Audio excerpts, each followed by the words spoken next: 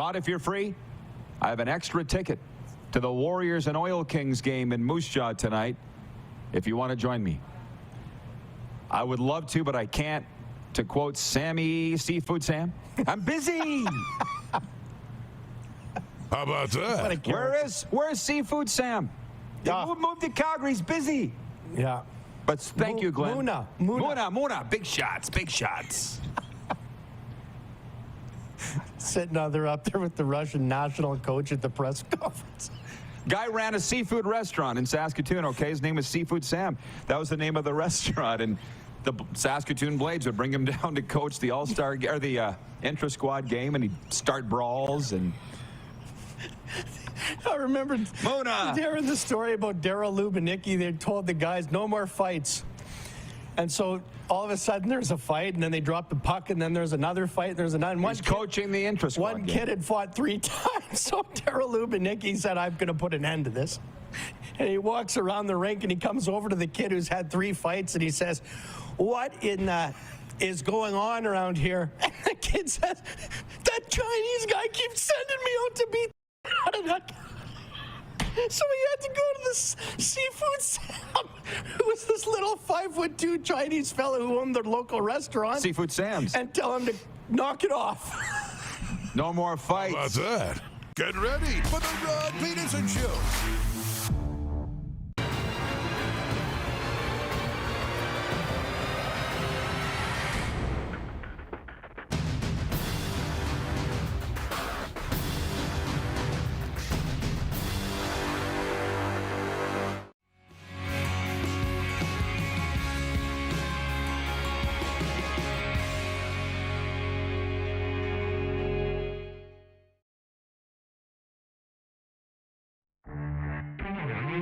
This is peak Florida. Yes, it is. It's just so mean. From the moment I set foot there, they're like, don't leave. And the only reason I am is because it's too damn hot. But it's just anything goes, man. No helmets on motorcycles. No law. There's no laws in Florida. Ponies mating, and it's just my kind of thing. This is the Rod Pedersen Show. Yeah, hi, everybody. Welcome inside the RP Show on a Tuesday. It's September 17th, I believe, and it's episode number 1338 of your favorite daytime sports talk show, no matter where you are. We're on Canadian television, Game Plus, but airing in 31 states, and on the radio in Atlanta, home of the 1-1 Falcons. Where's my bell? The Dirty Birds. Let's bring in the Moose. He is in... Hell yeah. Yeah, that's producer Clark's favorite team. Moose is in Toronto, Ontario, Canada. Moose, give me an update. What do you got to say for yourself before we really get down to business today? Yeah, it's good to be back, man, settling in. And this is the greatest, like for me, one of the best times of the year. And I've been having hockey on my timeline this morning. We watched Monday Night Football last night, and we're talking sports every day. What's better? It is a pretty awesome time of the year. I'm not going to argue about that, but I also get what you're saying about being back in Toronto. There's no place like home. There's no place like home. And even last week, I had so many people here in South Florida saying, Rod, how's it feel to be home? I'm like, oh, so good. It feels good. Can you hit the quick six show horn, please, Director Jordan? We'll quit. How about that? Listen, the poll question popped up here, and before we go any further, I have a tough time answering it, and I botched it, Clark. It's mine. I'm going to do a spoiler alert here because it's not point one, but the poll question is, who should the BC Lions start at quarterback in their next game, Nathan Rourke or Vernon Adams? And I truly can't decide. I cannot decide. So for the CFL fan, I should have put unsure because that would be me. Population, me. But we'll get to that a little later on. We're opening with the National Football League. For our friends down there in the Peach State, Kirk Cousins led a flawless last-minute drive for Atlanta and connected with Drake London for a 7-yard touchdown with 34 seconds to go to give the visiting Falcons a 22-21 NFL win over the Philadelphia Eagles Monday night. But everybody's talking about Saquon Barkley. He dropped a short pass that stopped the clock with 1:46 to go and forced the Eagles to settle for a field goal instead of a game-sealing first down. Both teams now 1-1, and I don't know where you land on all of this. I'm more than anything happy for the Falcons. number one, happy for the Falcons. But there was a stat this morning on ESPN SportsCenter that Saquon Barkley leads the NFL in drops by a running back with 16, if I have that right, going back to 2021. So what I look at that, Darren, as, again, I'm happy for Cousins. I know you love him after watching the quarterback series. My takeaways on that is the Falcons made less mistakes, period. They should be lauded for that. People are going to trounce Saquon Barkley anyways. And also the fact that it went down to the final minute, as a matter of fact, the final 34 seconds for the winning touchdown, that's pretty good news for the National Football League. Hell of a Monday night game. Started slow, ended awesome. Yeah, it did. It was a great Monday Night Football game. And talked about that yesterday when we were kind of looking at what would happen. And I didn't think it would be a blowout. I thought it would be close. And it was. Bijan Robinson had a good game. He was just shy of 100 yards on the ground. Drake London was quiet, but he caught the game-winning touchdown. And you need him to have a big season and take a step forward and become a number one receiver. And Kirk Cousins found some chemistry on that last drive. He was calm and cool and dialed. And, Philadelphia played back a little bit. But methodical drive and very entertaining finish last night.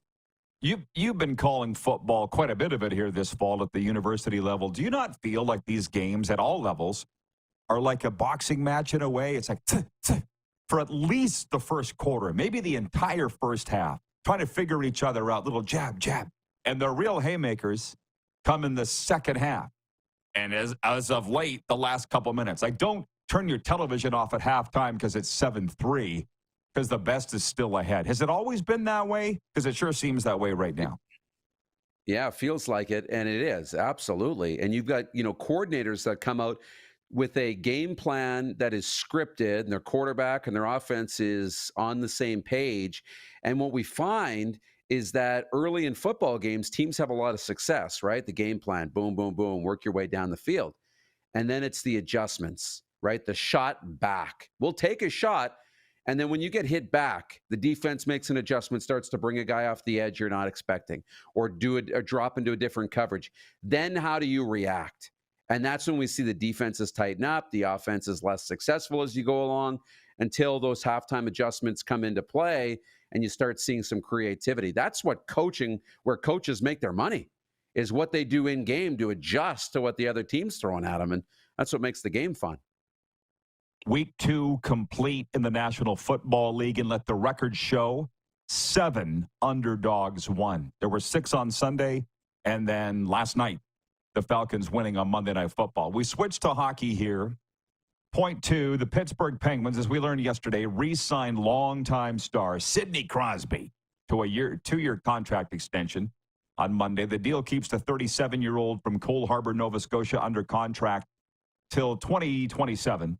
The 3-time Stanley Cup champion is entering the final year of a 12-year, $104 million deal, with the extension also carrying an average annual value of $8.7 million. Now, we get our news from Spittin' Chicklets, don't we? At least I did. This morning, I flip open my phone.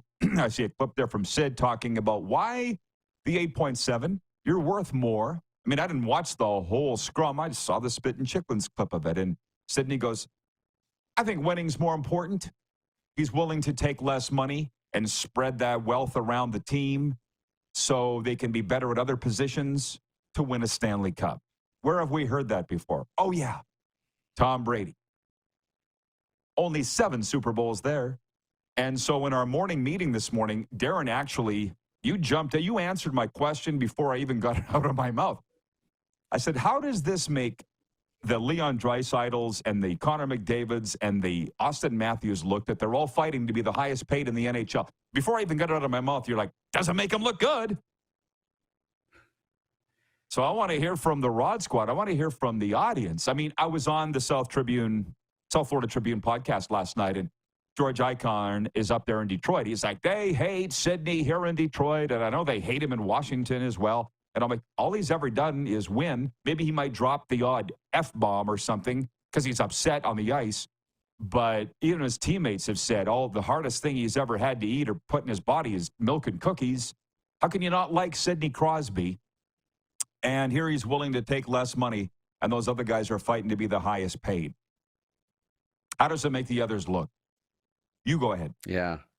Doesn't make them look good. Doesn't make them look bad either. It really doesn't. This is more, to be honest, this is more about Sid than it is about the other guys. It's more about look at who he is and then look at the results. And with Brady, with Sid, it's hard to argue that when your superstar can take a little less money, it's going to lead to more team success. It shouldn't always be the case, but it's hard to argue in these two situations because it has led to team success, both with the Patriots and now with the Pittsburgh Penguins. And, they're dealing with this in Edmonton, a tough cap situation. You lose two young, budding potential superstars in Broberg and Holloway because you have Draisaitl and McDavid that are going to eat up so much of the cap. Is it right? Is it wrong?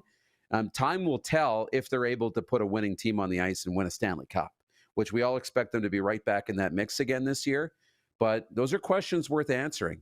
And Sid's left a lot of money on the table over his 19-year career.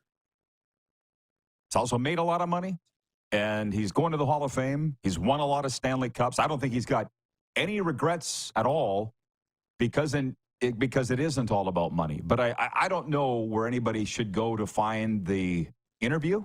Just go to the Spit and Chicklets Instagram and see the clip on there. Sidney almost seemed surprised by the question. Why would you take less money? He was like, because winning is the number one thing. Hello? And I could sit here, and I feel like our audience could too, talk about this all day because I looked at Dak Prescott and his $60 million, highest in NFL history, and his team getting trounced 44-19 on Sunday by New Orleans. And as I said, every single decision he makes, every step he takes, every throw he makes, better be perfect, right? And I also don't necessarily argue with that line of thinking either, because I remember, again, story time. I remember marching into my boss's office in about 2014, 15, and I said, I need a raise. And he goes, why? And I said, because I can barely afford to support my family, and I've got the top media job in the province, voice of the Saskatchewan Roughriders, Regina Pats, all that. And I said, I'm woefully underpaid. He's like, how much do you want? I said, I want to be the highest paid media person in the province. Oh, I can't clear that. This has got to go up the chain. Okay, so get him on the line, because if I don't get it, I'm leaving. I'm taking a job in government. You have to be willing to do that. It was not a bluff. And Darren, I got the money. I know that sounds very unlike me, the me that you know, but I did that. Is that unreasonable? Did I ever tell you that story? I want to be the number one paid guy because I am the number one paid. I am the number one guy. Pay me like it. Kind of what those players are saying. Well, it is. And man, good for you. It's a tough spot for you to be in to make that call and have those conversations. Players don't have to have those conversations. You got agents that'll do that on your behalf, which takes a little bit of the heat off the player because they still have to have a relationship with their bosses and their coaches and their GMs and all the rest. But yeah, when you are number one at what you do, you deserve to be compensated for that. And because Connor McDavid and Leon Draisaitl want to be compensated appropriately, doesn't mean that they take winning any less seriously than Crosby does, or that they don't want to win. I'm a guy who believes that two things can be true at the same time. And if that's an option, you should try and make them both true. But hard to argue with Sid again. He's got the 3 Stanley Cups. And so, his way of thinking has clearly worked. All I want to know is what the audience thinks about this, that Sidney is willing to take less money because he believes that translates to winning, as long as you trust the people in charge, which he clearly does, versus Draisaitl and McDavid, who want to be the highest paid. And your precious Austin Matthews, same thing. I don't feel like there's anything wrong with what they're doing either. And I just gave you a story as to how I've done it. Minus a 0 or 2. Folks, the RP Show warm-up is brought to you by Seat Giant. Stop paying U.S. dollars for games and concerts. Canadian-owned and operated with Canadians in mind. Super Bowl, college football, Taylor Swift, Justin Timberlake, they've got it all. Use the promo code RP Show for 15% off at checkout. Visit us at seatgiant.ca. Point 3, the Toronto Blue Jays, trailing the 4th-place Tampa Bay Rays by 1 game, will try to escape the American League Eastern basement when they open a 3-game series tonight against the Rangers in Arlington, Texas. Righty Nathan Eovaldi will be on the mound for the Rangers, while the Jays haven't named their starter as the time of this writing. Toronto's won 4 of their last 5. But we don't care about them because they're out of the picture. So we move on to point 4. and why a lot of people came here today is where the CFL comes to talk. There's no doubt about that. I feel like we hit a nerve with the BC Lions themselves and some of their fans yesterday talking about the quarterback controversy that they themselves created, where things seem to be going along fine with Vernon Adams as their number one guy. Then they signed Nathan Rourke, which nobody's saying they shouldn't have. But now Nathan Rourke has lost more than he's won since coming back from the NFL. And it brings about the poll question today is who should be the Lions starting quarterback in their next game? They, by the way, have a bye this week, but they're 7-7. Have 4 games to go, and what is it, third they sit in the CFL West? It's all jumbled and scrunched up there in the CFL West. Last I saw, just so you know, Darren, 72% saying Nathan Rourke should start, despite the fact he got the hook Friday night against the Toronto Argonauts in BC Place at halftime. I literally don't know. Do you think the Lions know who they should start as we sit here today? I think they do. I think deep down they do, whether they've officially made that decision internally or not. And if I'm answering the poll today, I'm saying it should be Nathan Rourke that should be starting at quarterback for the BC Lions. Now, do I think that, if I'm BC, that should have been the case all along? I don't know. I love Vernon Adams and what he was doing with that team. I thought, Rick Campbell saying this is still Vernon Adams' team and the way they addressed it. But the fact that Nathan Rourke played last week and has continued to play tells me that BC internally has made Nathan Rourke their number one guy. And whether that's true or not, I'm not in those conversations. I haven't spoken to Rick Campbell or the BC Lions. But to me, they've made him the number one guy. And I'm always a believer that if your number one guy is ready to go, he should be your starter. So if Nathan Rourke, they've made him the number one guy, he's your number one guy. And he continues to start. And Vernon Adams is there to come off the bench should he struggle. Sure. But situations do change. So we're getting lots of response to our topics. I'd like to keep it to the 2 today, although you never know what will come up. Paul in Humboldt writes in, he says, hard life lesson for me, go where you are valued. Why I'm living in Florida. Jeremy writes in, he says, Sydney has always been a player who understands that it takes a team to win. Florida won because of the depth that they had. You have to buy into what your team is selling. Wayne in Victoria, BC writes, and he says, good for you, Rod. It's a gutsy thing to do when you're raising a family. It wasn't that hard for me at all. I had an offer in government to go, which would pay me drastically more than I was making as the voice of the Saskatchewan Roughriders. You might be surprised at how little that job paid. Even when I left, let alone at that time, wasn't hard or gutsy at all. I'm like, I'm out of here if you don't meet this figure. And they did. I'm like, dang, should have done this years ago. Paul in Humboldt said, Sid knows there's more to being valued than money. Glenn in Medicine Hat writes in, he says, Sidney Crosby has earned over $150 million throughout his career.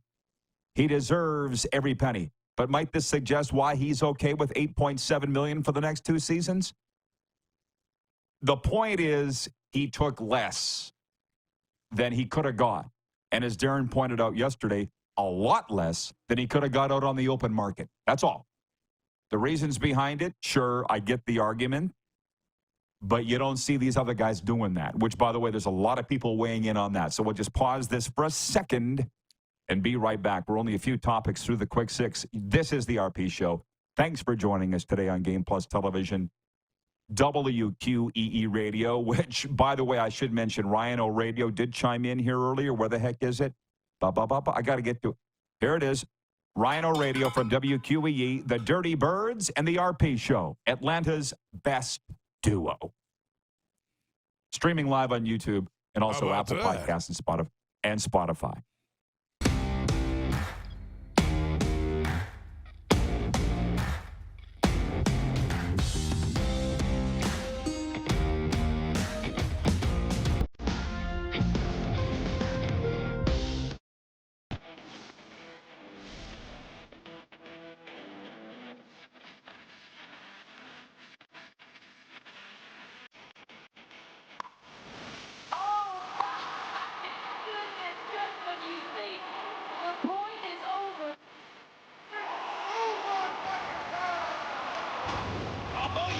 Sounds like he knows what he's doing a little bit.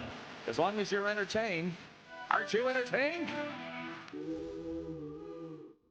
We're all capable of doing more. More speed, more reps, more commitment to getting every detail perfect.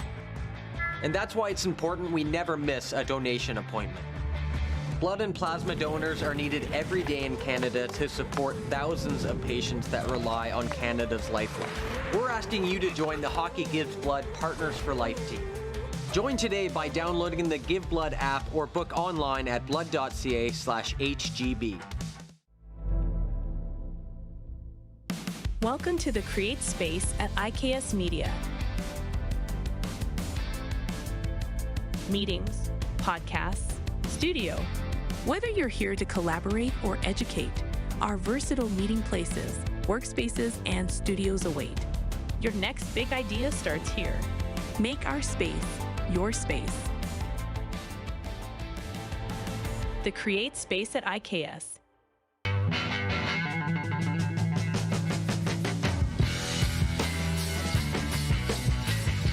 Did you know that you can help save a life? And you can start right now. Stem cells from male donors increase chances of positive outcomes for patients, yet they only make up 40% of our registry. Today, there are hundreds of people in Canada searching for their life-saving match. You can be a patient's best hope. Be a hero by registering with Canadian Blood Services Stem Cell Registry now. The 80s Club, live in Moose Jaw. Honeymoon Suite, along with a flock of seagulls. Men without hats. And spoons. All together for one night at Moose Jaw Event Center, Saturday, November 16th. Tickets on sale now at sastix.ca or the Moose Jaw Event Center box office.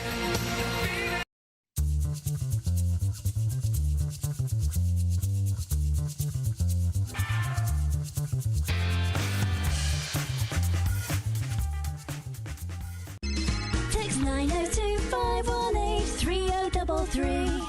902-518-3033. Pick up your phone and text RP, that's Rod Pedersen. Text 902-518-3033.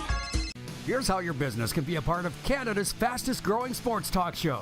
All you have to do is contact us, and we will tell you all about the dynamic and exciting marketing opportunities we have, utilizing a fully integrated 360-degree multi-platform. Imagine your business seen and heard across Canada on Game Plus TV and around the world on the Rod Pedersen Digital Network. You will use one of the most overused expressions in sports. You gotta be kidding me. Get your business involved. Contact the Rod Pedersen Show today. Hey, honey, can you get one of the kids to show me how this Twitter thing works? Honey, I need to get on Instagram. Time for more of the Rod Pedersen Show.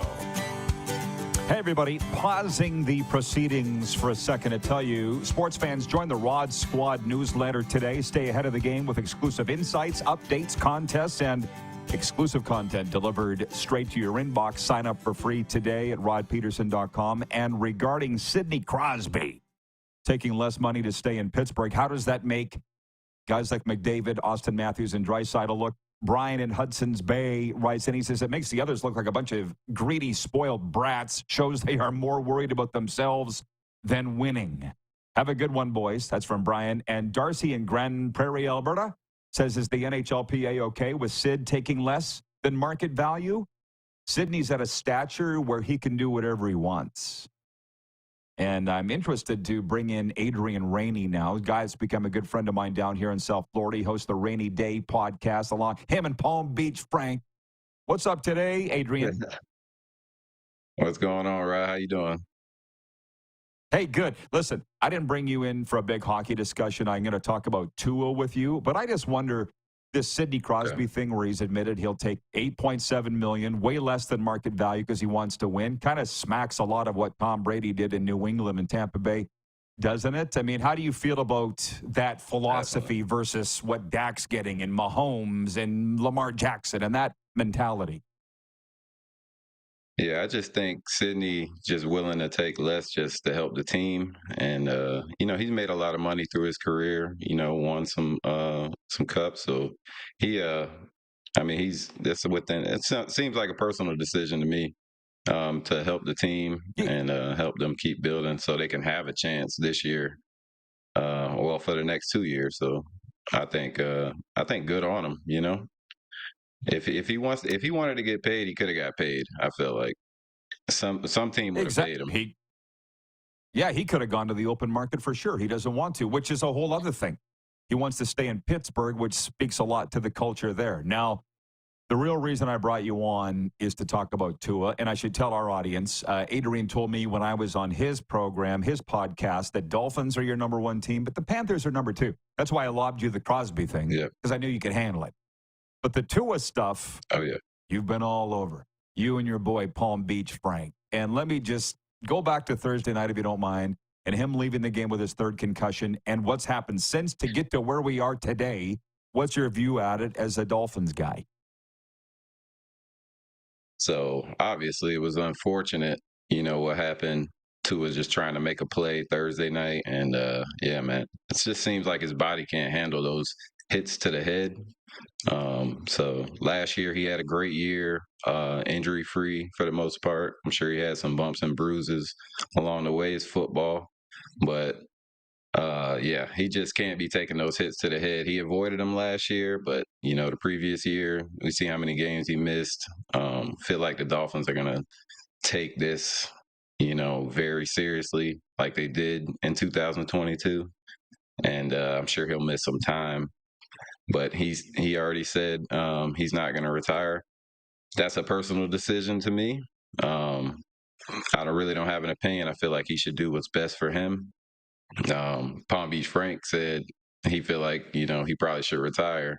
A lot of people are saying that just to protect his health. We're talking about his brain, but I don't know. I think Tua, he'll make a decision with his family. It's to come back and play would be rough, because if he takes another one of those and ends up on the ground, national TV again in the fencing position, it's gonna look bad for the NFL. But who knows if they step in and make a decision for him.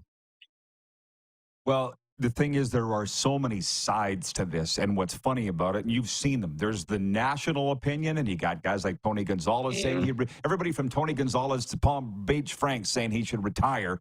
But here in South Florida, it's a little different, because I'm listening to the radio every day, and Joe Rose and all the hosts are looking at it from all sides. And the one thing that I picked out of that is the heat that could be on the general manager of the Dolphins, Chris Greer, for not having a more capable backup than Skylar Thompson in the event that your number one guy goes down, because he's prone to concussions to begin with. Like, have you heard that angle, the heat on Chris Greer? Definitely. And I will also, point out the offensive line. Chris Greer had a press conference before the season and laughed about it when they asked him, does he feel like his line is capable? And he said, I think you guys are a little more worried than we are. But, I mean, Tua was running for his life that game. He did get sacked a few times before that also. So, I mean, it's a combination of things, but definitely Chris Greer deserves some, blame for this. Especially with the backup Skylar, but who knows what Skylar does? This is third year in the system.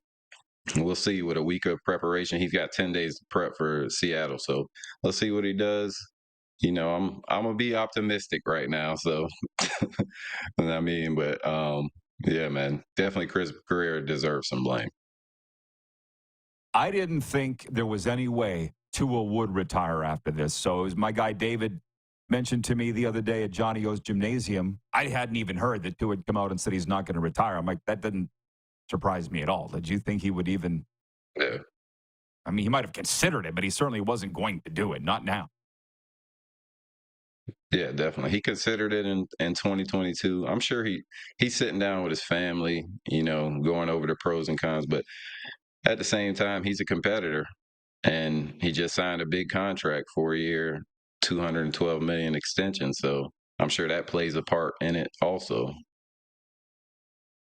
The reason I'm half smiling here, Adrian, is because I'm thinking of my friends that I've made in a fairly short time, the last 3 to 4 years since I've been here, the Dolphins fans. I want you to tell our viewers how invested they are with the team. No more than anywhere else. Like, I'm a Cowboys fan. They're nuts there at Leafs fans in Toronto, Rough Riders fans in Saskatchewan. But they're literally beside themselves with this Tua stuff. Not only his health, but the state of the team. And somebody said to me the other day, they're like, oh, my God, who's going to challenge the Bills in the AFC East now? They're beside themselves with this. People need to know. It's a big deal down here right now. Oh, yeah, man. You got a lot of fans that live and die with the team. They're invested. They pretty much invest their whole lives. Like, some people, the offseason is not an offseason for them.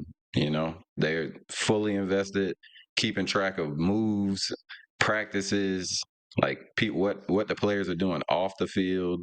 You got a lot of fans that really like live their life. Their life revolves around the Miami Dolphins.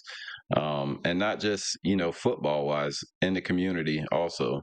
You got fans like Lisa Siegel, who we had on the show, and she rides her bike every day, man. She says she rides over 500 miles a month, for the Dolphins Cancer Challenge, and done raised probably over $200,000 for that in the past few years. So, like, people are very invested. I mean, it's Miami, man. It's a lot of crazy. Florida got a lot of crazy people down here, and especially about sports. Like, you have that with the Panthers, you have that with the Heat, you have that with the Dolphins, the Miami Hurricanes. Like, fans are all in down here. Well, what's exciting too, by the way, I'm getting hooked into this Hurricanes thing, and Cam Ward being the odds-on Heisman favorite right now, which I think is awesome. I went and watched him live 2 weeks ago, the Florida A&M game, and I'm like, this guy's he's ready. He's ready now. Yeah. But before I let you go, I should have you talk about the Panthers. And you said they're your number 2 team, which is saying something because you were born and raised here. You got the Heat. Okay. Nobody even talks about the Marlins. Why do you love the Panthers so much? I love the grit of the team. I told you I got into hockey about 5 years ago, and just the team that we have and the players that we have, and then you see the influx of support that the Panthers have gotten over the past few years.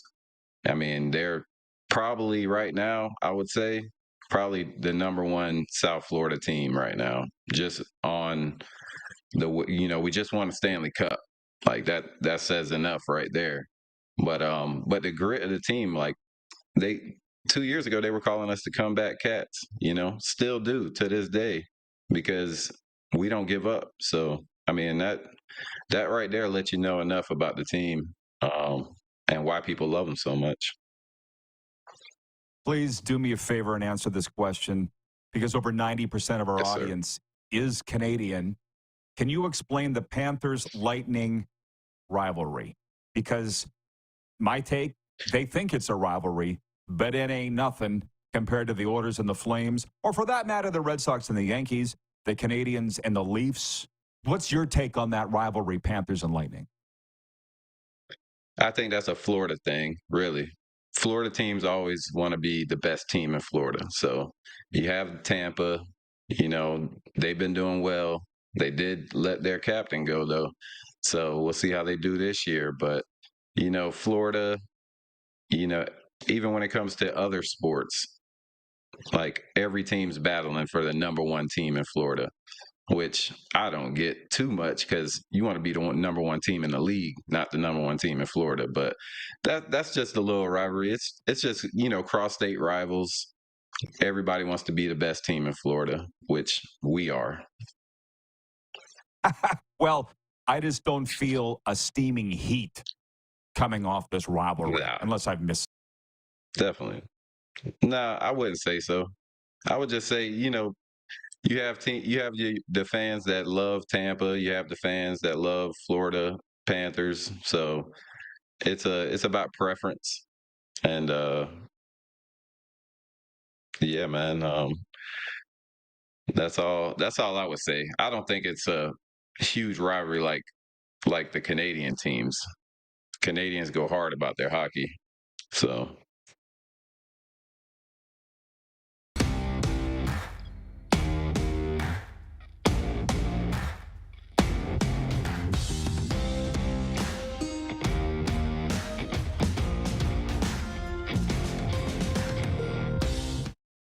IKS Game Day wishes to congratulate the city of Estevan and Affinity Place on their brand new center ice display. This state-of-the-art score clock features 5 LED faces with full motion graphics, scoring integration, and our new Halo mounting system.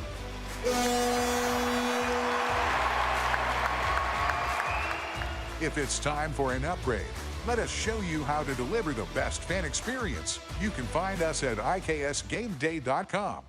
Now the race is on and here comes pride in the backstretch. Celebrate 40 years of Sawyer Brown. Some girls don't like boys like me. With Shenandoah. You got to get me to the church on the Cumberland Road. Plus special guest George Fox. Saturday, October 26th, Moose Jaw Event Center. I'll take the dirt road. Tickets are on sale now at the Moose Jaw Event Center box office or online at sasktix.ca. 6 days on the road and I'm Sawyer Brown and Shenandoah live.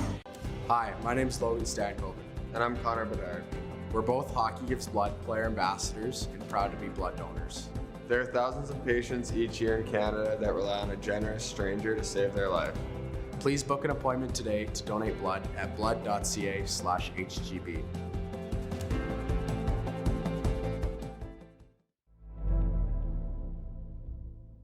Welcome to the Create Space at IKS Media. Meetings, podcasts, studio. Whether you're here to collaborate or educate, our versatile meeting places, workspaces, and studios await. Your next big idea starts here. Make our space your space.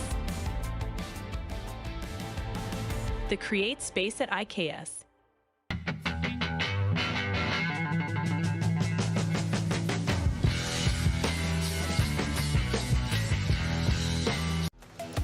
The live sports experience is changing.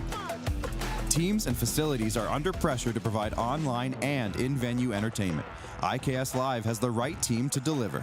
We provide service across North America and produce the best fan experience, in the seats or streaming to you.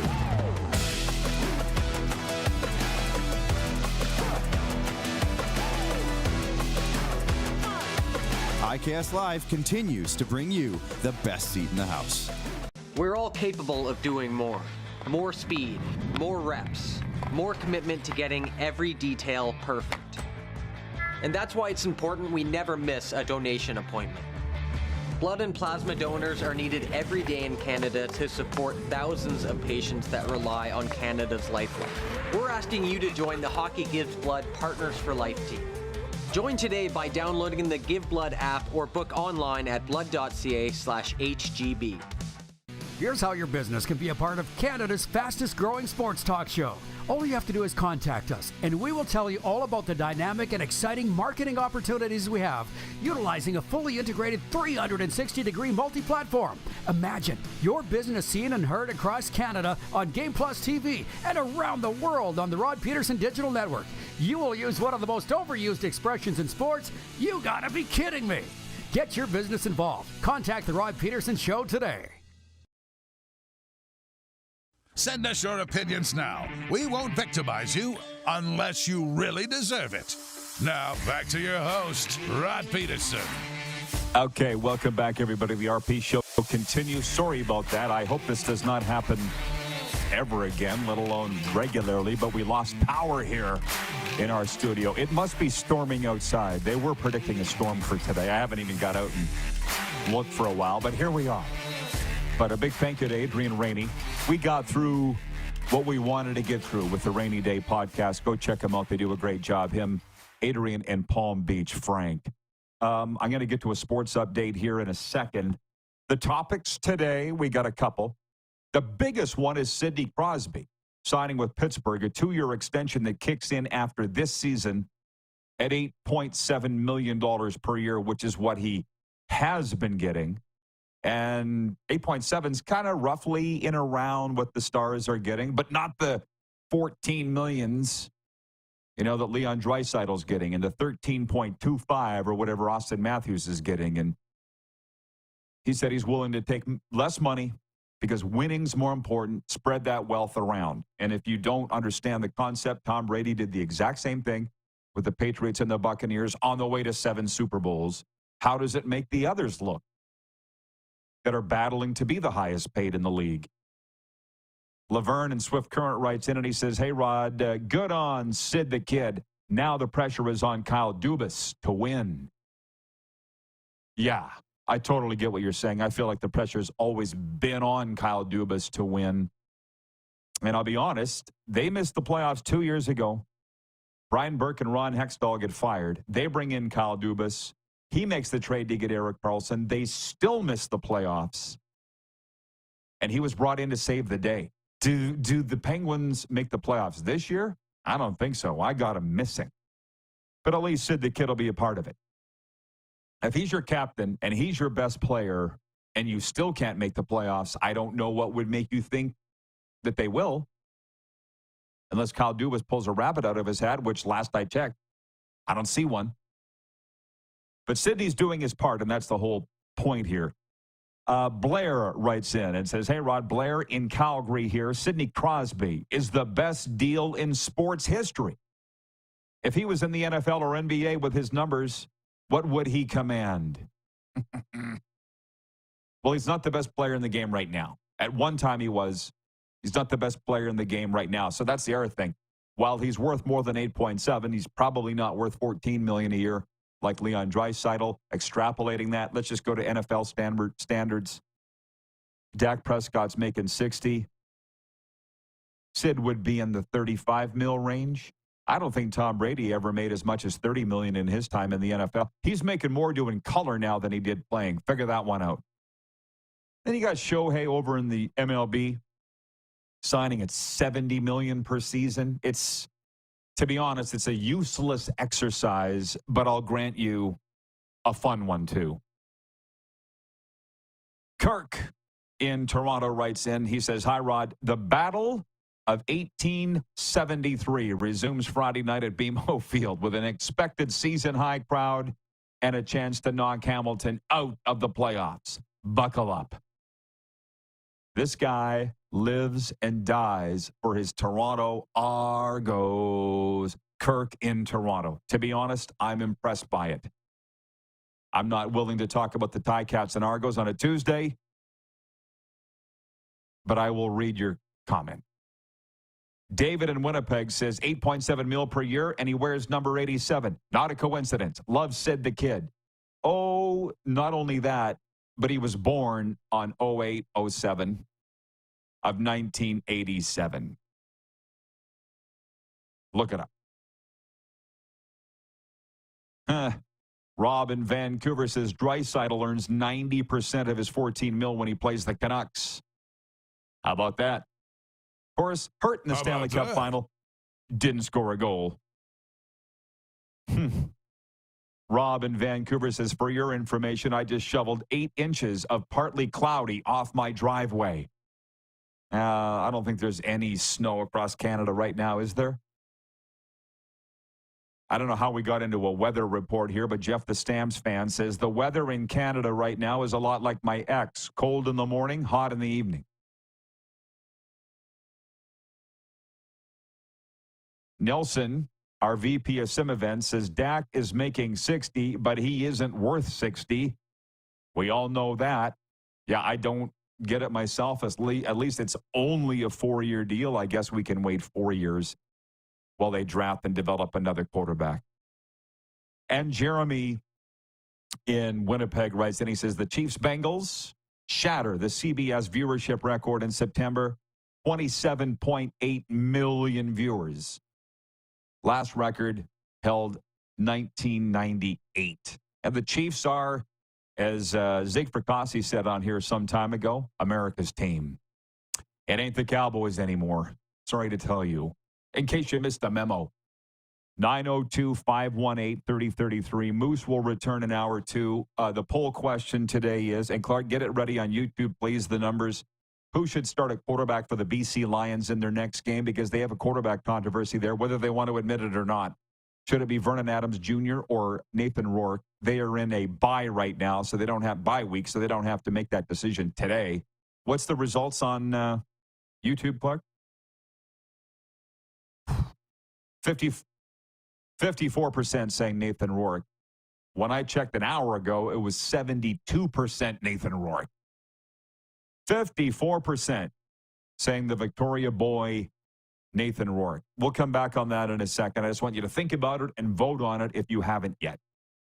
If you're not watching on YouTube, you're watching on television, you can vote on Twitter at Rod Pedersen Show.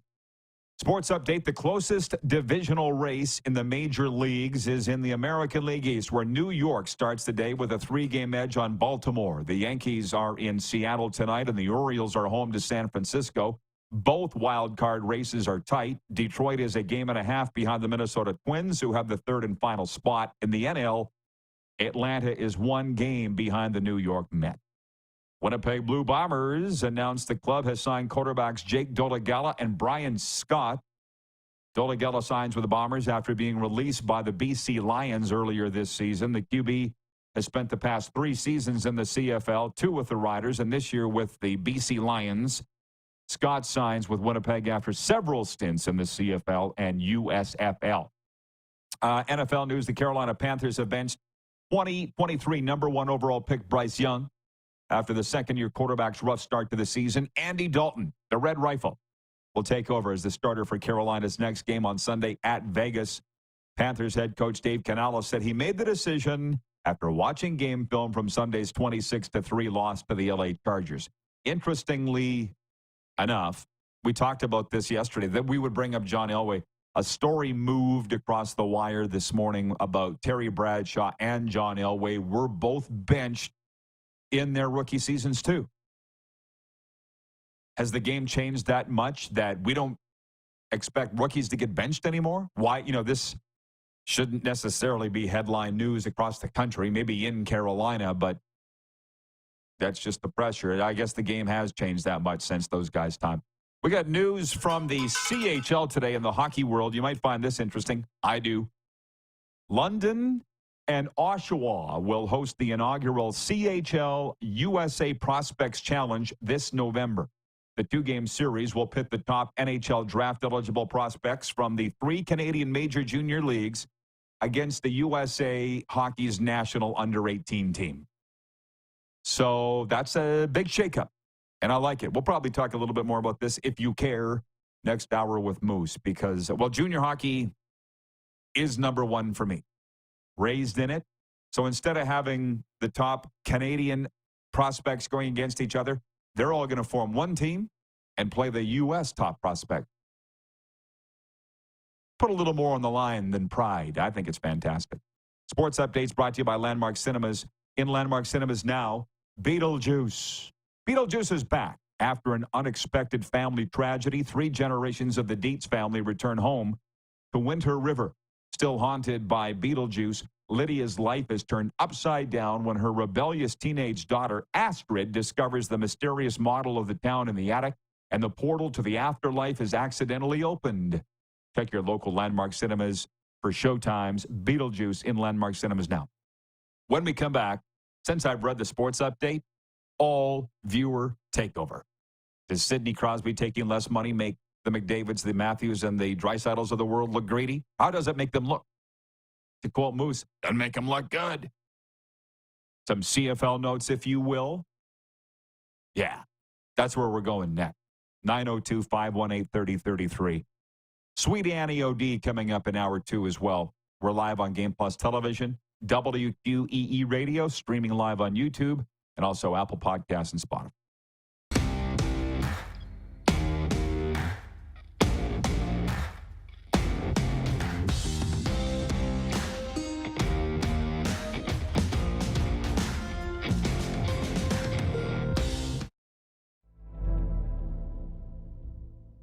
Welcome to the Create Space at IKS Media.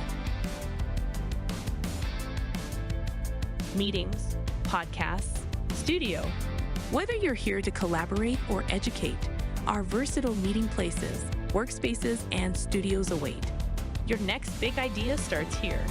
Make our space your space. The Create Space at IKS.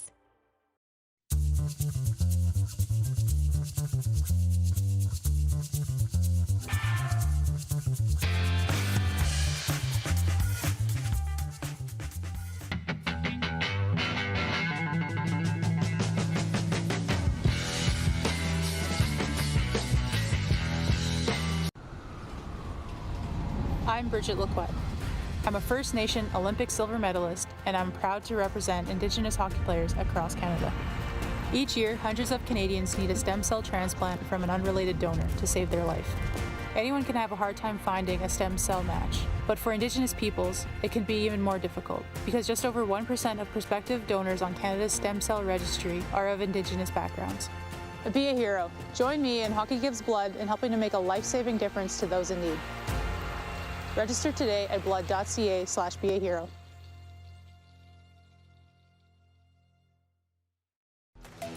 The live sports experience is changing. Teams and facilities are under pressure to provide online and in-venue entertainment.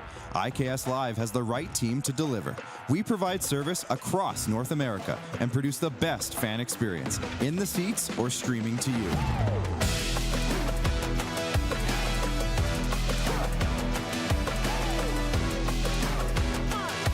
IKS Live continues to bring you the best seat in the house. Text 902-518-3033. 902-518-3033. Pick up your phone and text RP, that's Rod Pedersen. Text 902-518-3033.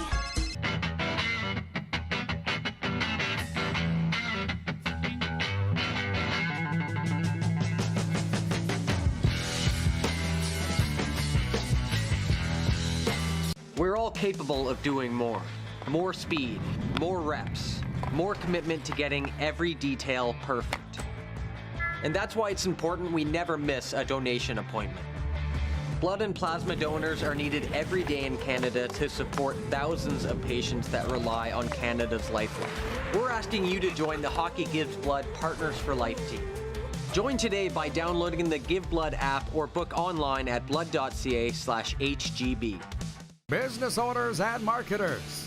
Okay, we know you think we're pretty cool. That's why we want you to share in the coolness factor. Partner with the Rod Pedersen Show and market your business every weekday to sports lovers just like yourself. Take advantage of our many cost-effective commercial and promotional opportunities. Tell the world about your business. Yes, the world. Thanks to Game Plus TV and the Rod Pedersen Digital Network. Contact us today and find out how you can be a part of Canada's fastest-growing sports talk show, The Rod Pedersen Show. Did you know you can catch all the best moments from the show on all our social media platforms? Now, back to the studio with Rod. All right, the studio is here in South Florida. Apologies again to all and sundry for the power going out about 20 minutes ago. I still don't get where that came from. 902-518-3033 is the number to text us here in said studio. And I mentioned the topics. Sidney Crosby taking less money to stay in Pittsburgh. John Shanahan writes in. John from Rosthern, he says, everybody loves Captain Canada. Good move, Sid. You're the man. Brian in Hudson's Bay says, how about LeBron? Not the best in the NBA anymore either, but sure gets paid like it. It's not like he doesn't contribute to the Lakers, but I get what you're saying. And I'm also happy to say that I'm not afraid to say, I don't know how it works. Because if Dan Patrick can do it, I can do it. I was listening to his radio show yesterday, and he was saying up in University of Florida with the Gators, if they were to fire Billy Napier, the coach, they're going to have to pay him out $51 million right now. And apparently it was in the newspaper in Gainesville that the boosters and the school have already started doing the math on what it would take to fire Billy Napier. And Dan Patrick goes, I don't know how it worked. Do they call a meeting with the boosters and say, who's in to cover the $51 million? I got 4 here. I got 3 here. Because I want to get rid of them. They want to get rid. I don't know how it worked. I don't know how they sit around and decide who gets what amount of money, especially in these big leagues. Anyways, to the very fun poll question today that's also getting about as much pub or heat, and that is, who should the BC Lions start at quarterback in their next game? Mindful of the fact they're on a bye, and it's stay on point, Rod. Should it be Nathan Rourke? Should it be Vernon Adams Jr.? There should be a third category. This is on me that there isn't. It should be undecided because I'm not decided as to who it should be. Shy writes in and says, Nathan Rourke had a good year with BC, and it was 1 year. Who really knows? Well, there's a lot of guys getting paid a lot of money. By name, Rick Campbell, Neil McAvoy, to know. And for that matter, the offensive coordinator, Jordan McSimic. BW in Edmonton says, I voted for VA. You don't lose your spot because of injury. That right there is a mantra or a myth in sports and specifically football. They only say that when it fits the situation. Sort of like halftime adjustments are overrated. If you got two quarterbacks, you don't have one. You don't lose your job due to injury. It changes, and it depends on the situation.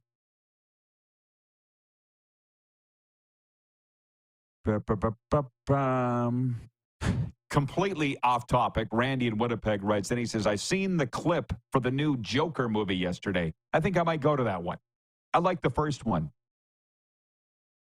Darren and I went to that one when it debuted at Landmark Cinemas. If you sign up for Landmark Extras, by the way, you might get an invite to an exclusive screening before everybody else. Randy in Winnipeg, go sign up at Landmark Cinemas today, landmarkcinemas.com for free. Rob in Vancouver writes in, he says, if I recall, Moose commented yesterday that the Adams-Rourke debate changes for a playoff game. If the Lions failed to get past the Tabbies, there may not be a playoff game for the Lions. It's hard to believe. At 7-7 and in the jumbled up CFL West, the BC Lions could very easily still miss the playoffs. Woo. That's actually in my commentary today. Yeah, that's in my commentary today about that. The good, bad, the good, the great, and the ugly that I talk about every Tuesday. The ugly is this BC Lions quarterback situation. And I don't know, who the heck was it? Oh, it was in our morning meeting today. And we were kicking around what we were going to do for a poll question. And somebody brought up the Rough Riders game Friday at Calgary. Riders winless in 7. And should they lose that game, it's going to look like they're going to miss the playoffs. But they missed the playoffs in a year where they hosted the Grey Cup and nobody in management got fired, but that's just the way they do things around there. Jay in Winnipeg writes in and he says, VA should start from here on out. He gives them the best chance to win game. Isn't that what it's about? Who says that he gives them the best chance to win games? That's what I want. Who says? Because if that was the case, he'd already be starting, right? Ahead of Nathan Rourke. Rob in Vancouver says, let's put it this way. We always talk about a player's ceiling. Well, I would say we found a lot about Rourke's floor, and it's surprising. Ooh, look at that. Football speak. Jeff, the Stamps fan, says, I can't remember the East being this much better than the West. I feel like we got a lot to talk about when we come back in hour 2 after this brief pause here on Game Plus and Key Radio.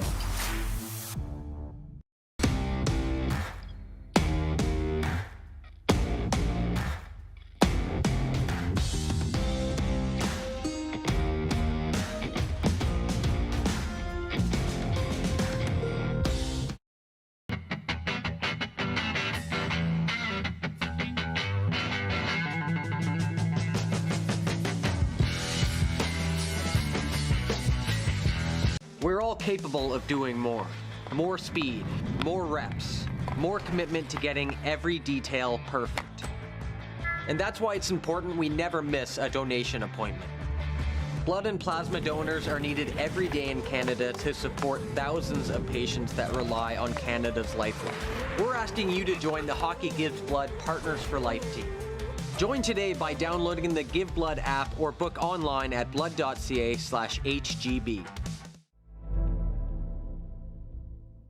Welcome to the Create Space at IKS Media. Meetings, podcasts, studio. Whether you're here to collaborate or educate, our versatile meeting places, workspaces, and studios await. Your next big idea starts here. Make our space your space. The Create Space at IKS.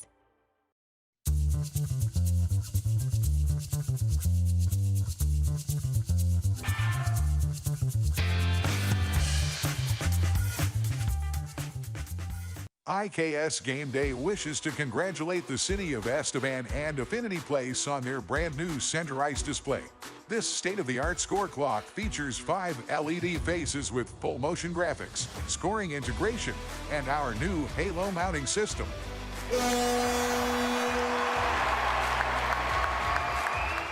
If it's time for an upgrade, let us show you how to deliver the best fan experience. You can find us at iksgameday.com.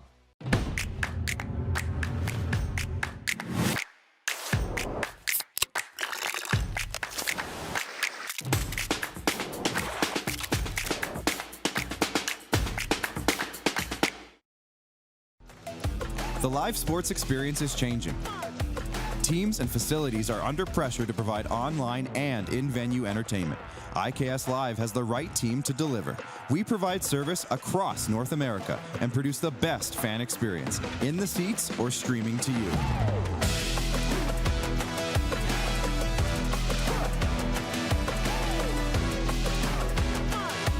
IKS Live continues to bring you the best seat in the house.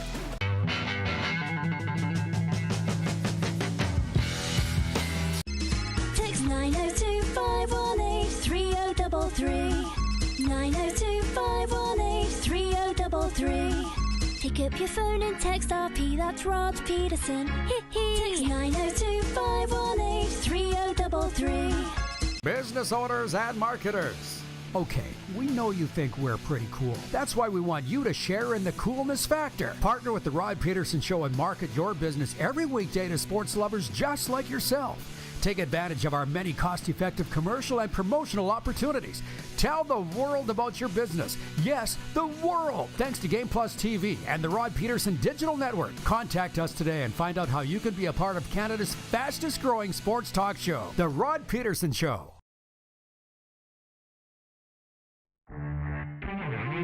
This is peak Florida. Yes, it is. It's just so mean. From the moment I set foot there, they're like, don't leave.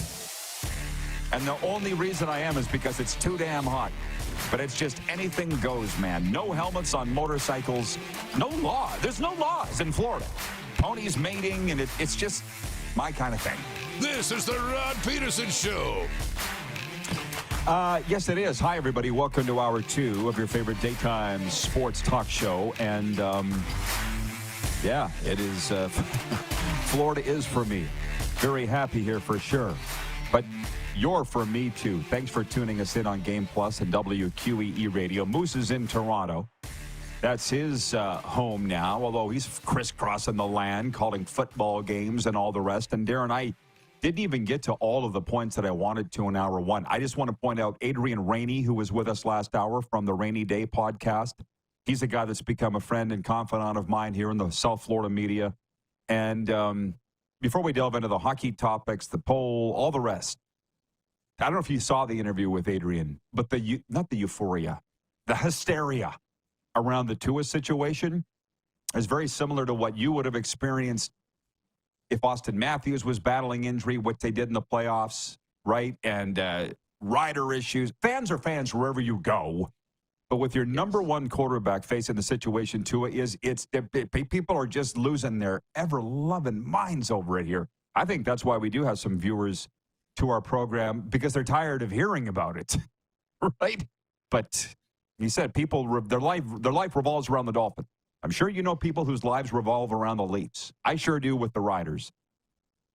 Oh, yeah. It's the same with every team. You know, that's their escape. Yeah. That's what they look forward to on the weekend. And it's not a bad thing at all. And we're sitting on, the Dolphins fans and the NFL a little bit, sitting on pins and needles, waiting for the Dolphins to decide what they're going to do.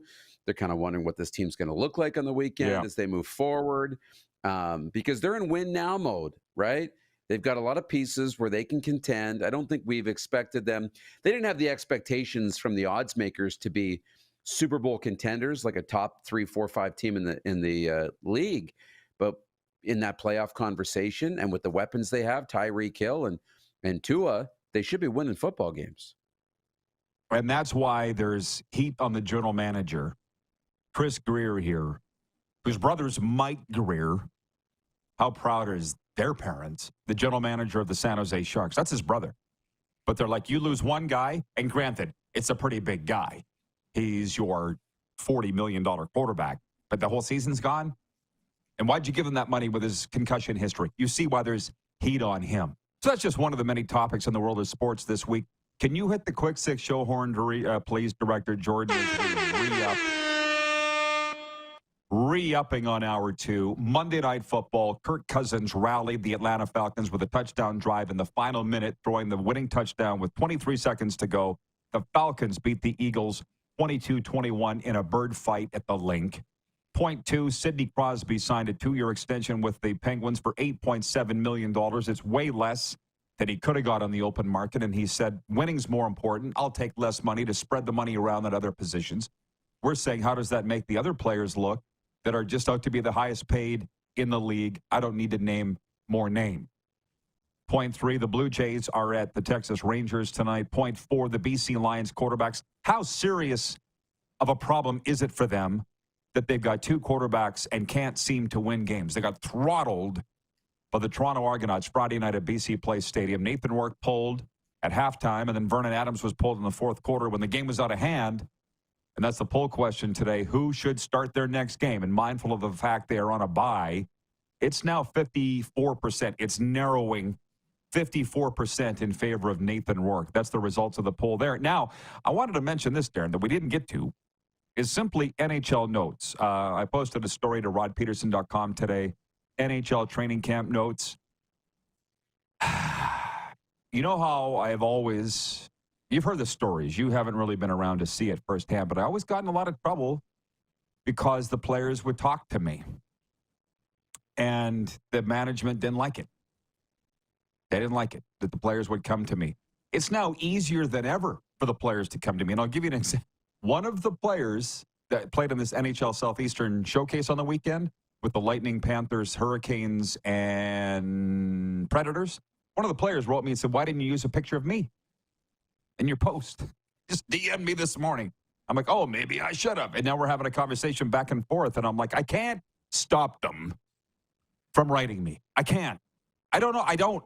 That happened with the Riders, man. When Jim Hobson left, the new regime came in. They said, you're not allowed to talk to the players. I'm like, tell them. Because they're still coming to me. So that's a funny little thing that happened this morning. But in that training camp story that's at rodpeterson.com right now, one was, how will the Utah hockey team be? And I thought it is a interesting question. Not fascinating per se, but let's not get it twisted, to use a Chris Jones term. They're not an expansion team. Let me just lob that out there for a second. As NHL training camps open this week, what do you think the Utah hockey team will be like this year? Not just on the ice, but off, and having Utah in the NHL. What do you think that'll be like? I think it's going to be fun. I think, you make a great point that this is the, team from Arizona that struggled for a long time and really struggled to find their way and didn't have a lot of success. But I think with the new home comes new optimism. You can shed that kind of history a little bit and come into a new market fresh. They've started renovations on the rink, and the understanding is that no expense will be spared in what they're going to be doing to the arena. So that's exciting in the renos there. So that's going to be fun. I think the team is spent a little bit of money. I think they're going to be competitive. I mean, they were in a playoff spot, I believe, at Christmas time last year. But then that slowly dwindled away in the second half. So there's clearly some young players here who can play. It'll be interesting to see if they can make the playoffs. That would be a big success for them this year. You're right. They challenged up until about Christmas, but they finished second last in the Central Division. 36-41-5 was their record, and Andre Tournier, their head coach, got as much out of them as he possibly could. But I found it interesting when people say, what do we expect out of Utah? Pretty much the same as always. What we expected out of the Arizona Coyotes and out of the Winnipeg Jets before them. Nothing. Not a championship. Yeah, let's not get it twisted. As I said, that's one of the interesting stories as training camps open up this week. By the way, back to that quarterback thing for a second. Jeff, the Stamps fan, makes a really good point about this Nathan Rourke discussion with Vernon Adams in the Canadian Football League, and Nathan Rourke, the former NFLer. He says, regarding Nathan Rourke, I've said it before, I'll say it again. Rourke's body of work was way too short to know much about him. He started half a season in 2022. Sure, but the NFL was quick to snap him up, and when they were quick to spit him out, BC was quick to give him $800,000 a year. And quite frankly, that is chump change to the owner of the Lions, Amar Doman. But I'm thinking about players that management, what should I say, jumped the gun on. The first one that popped into my mind was Derek Carr. Is it Derek Carr or David Carr? One's on the NFL Network and one quarterback's the New Orleans Saints. Vegas did that. Okay, Derek Carr. Like who's gotten so much money? If we use Nathan Rourke as an example of a pro athlete that they jumped the gun on, Derek Carr comes to mind for me. You? Yeah, Derek Carr's a good one. But now he's having the success in New Orleans. I mean, they're 2 weeks into the season. They've had 15 offensive possessions, and they've scored on all 15 possessions. Like, that is just unheard of. He's finding his way. But for a while, with the Raiders, it didn't happen. And he was kind of John Gruden's guy, and then it didn't happen. It brought in Devontae Adams, and it didn't happen. Now, finally, in New Orleans, it is. Not about the money, but it's happened to Bryce Young in Carolina. You know, look at the draft picks that were given up. Chicago still has Carolina's second-round pick in this upcoming draft, which looks like it's going to be another high pick, you know, and what they gave up with DJ Moore and all the rest. Plus, you know, getting Caleb Williams. So that's somebody who, you know, jumped the gun and maybe under-evaluated or just made him just whiffed on, at least so far through a season and a little bit. Pretty early to tell. We got some really good stuff coming in here from the audience. That's what we do here in hour two. You brought it up yesterday, and I think you're right. When we see a player perform at his peak, you think that he can stay there. And I get it. I really do. One of my favorite stories ever with regards to that was a junior hockey story. Ed Stanowski was the goalie for the Regina Pats and famously also for the St. Louis Blues after that and the Winnipeg Jets. When he was a goalie for the Pats, Bob Poley was on his team. One night, I might have the figures a little rough here, Darren. It was in the 70s. But they were in Saskatoon, and Ed Stanowski had a 77-save shutout. And on the bus after, they both told me this story. Outside the Saskatoon Arena, which you've never even seen, Darren. Gone before you were alive, or right around that time. Poley walks up to Stanowski on the bus, the Pats bus, and goes, "Unbelievable game by you, Eddie. Unbelievable game. 77 save." And Eddie goes, "It wasn't me, Bob. It wasn't me. It was God." And Poley goes, No, it was you. I saw you." How about that? Eddie was a big God guy and still is. But the point is, we saw you do it before. You can do it again. And that's why they give him the money. Yeah. That was what your point was. And Patrolman Pete in Winnipeg writes in and he goes, Nathan Rourke will be fine. He's human. He's just in a slump. He'll get his groove back. There is a lot to be said for that if he is going through something right now, which I personally believe he is too, I think he'll be fine. I don't think the NFL ruined him, even though I tweeted that. That was kind of just to get a reaction. Better now than in the playoffs. And I think they'll get it figured out down the stretch. Or is BC regretting giving him the bag? Again, how do you think they're feeling right now? Yeah, I think they're a little nervous, and that would be understandable. I don't think they're regretting giving him the money. I think they know the kind of quarterback Nathan Rourke is, the kind of person he is, you know, the competitor that he is. Whether it happens in a couple of weeks when they're back on the field, whether it happens in the playoffs, or it happens next June, he'll get it figured out at some point, I would imagine. I don't see this being a bad investment, but you never know. It still has to play itself out. I think they're hoping they don't have to wait till next June. I think I can speak for the BC Lions in regards to that. Rob in Vancouver writes in, and he says, is Moose wearing one of those new Guardian helmets? Just kidding, big guy. He feels you've got an extra poof to your hair today. Okay. How about that? All Hey. right. Hot Get damn. that, Don't hey, laugh. whatever protects the cranium. Yeah, I don't think you have nothing. You don't need to be trolled about your hair. Let's be honest about that. I don't even need to tell you that. But do you not think that Tua should be able to come back and play with a Guardian cap?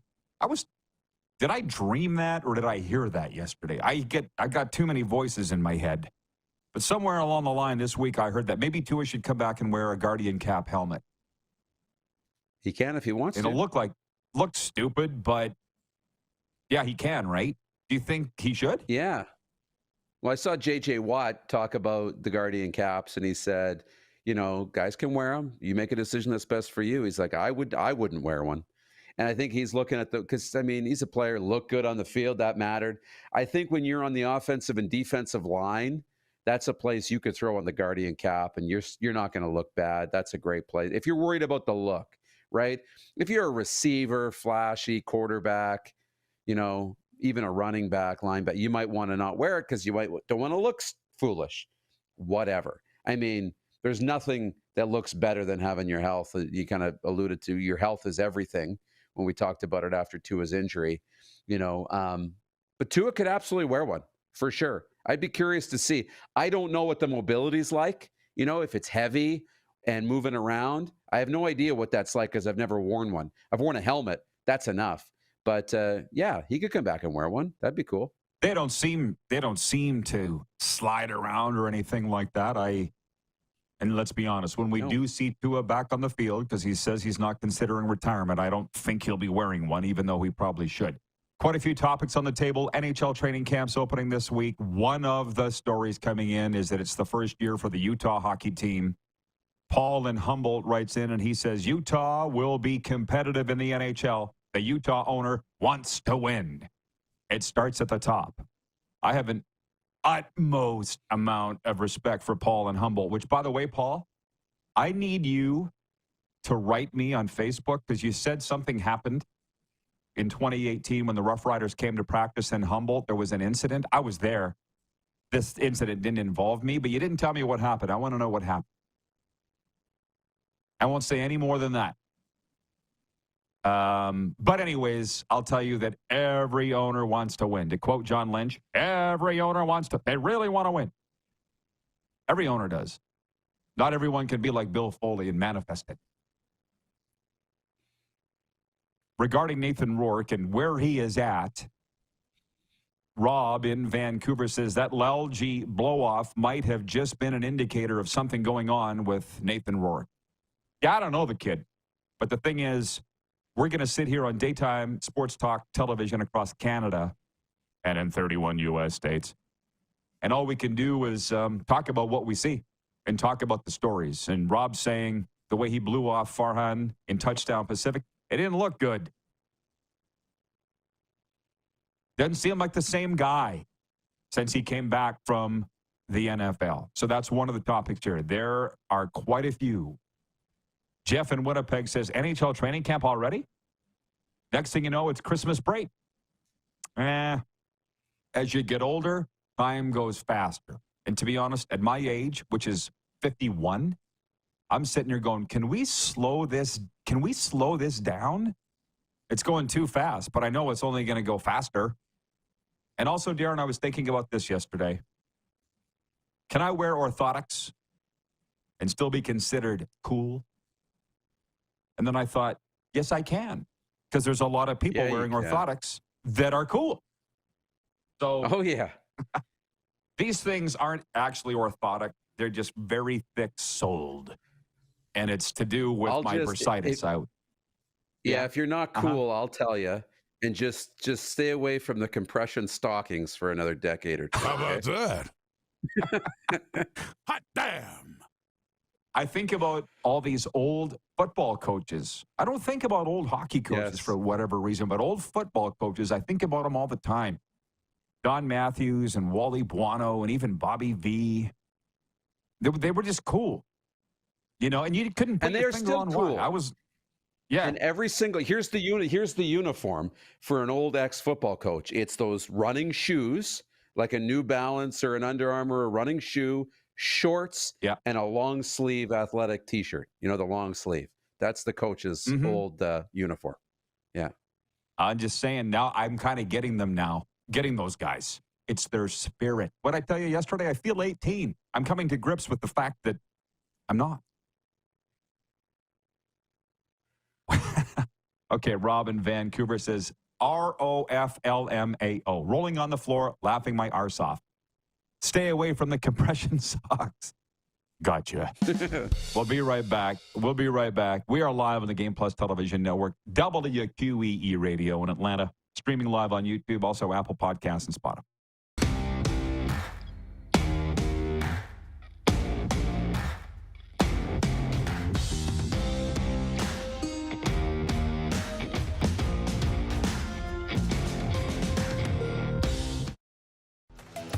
The live sports experience is changing. Teams and facilities are under pressure to provide online and in-venue entertainment. IKS Live has the right team to deliver. We provide service across North America and produce the best fan experience, in the seats or streaming to you.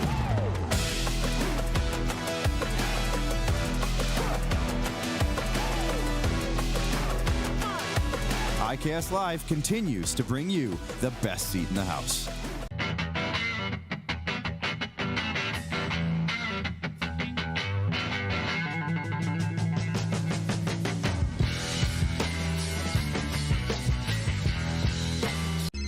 Text 902-518-3033.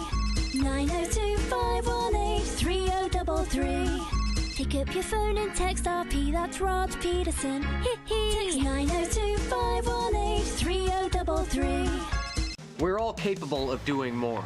More speed, more reps, more commitment to getting every detail perfect. And that's why it's important we never miss a donation appointment. Blood and plasma donors are needed every day in Canada to support thousands of patients that rely on Canada's lifeline. We're asking you to join the Hockey Gives Blood Partners for Life team. Join today by downloading the Give Blood app or book online at blood.ca/HGB. The 80s Club, live in Moose Jaw. Honeymoon Suite, along with a flock of seagulls. Men without hats. And spoons. All together for one night at Moose Jaw Event Center, Saturday, November 16th.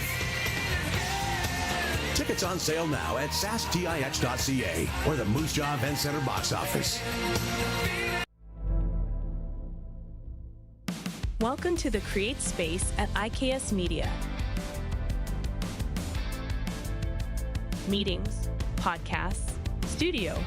Whether you're here to collaborate or educate, our versatile meeting places, workspaces, and studios await. Your next big idea starts here. Make our space your space. The Create Space at IKS.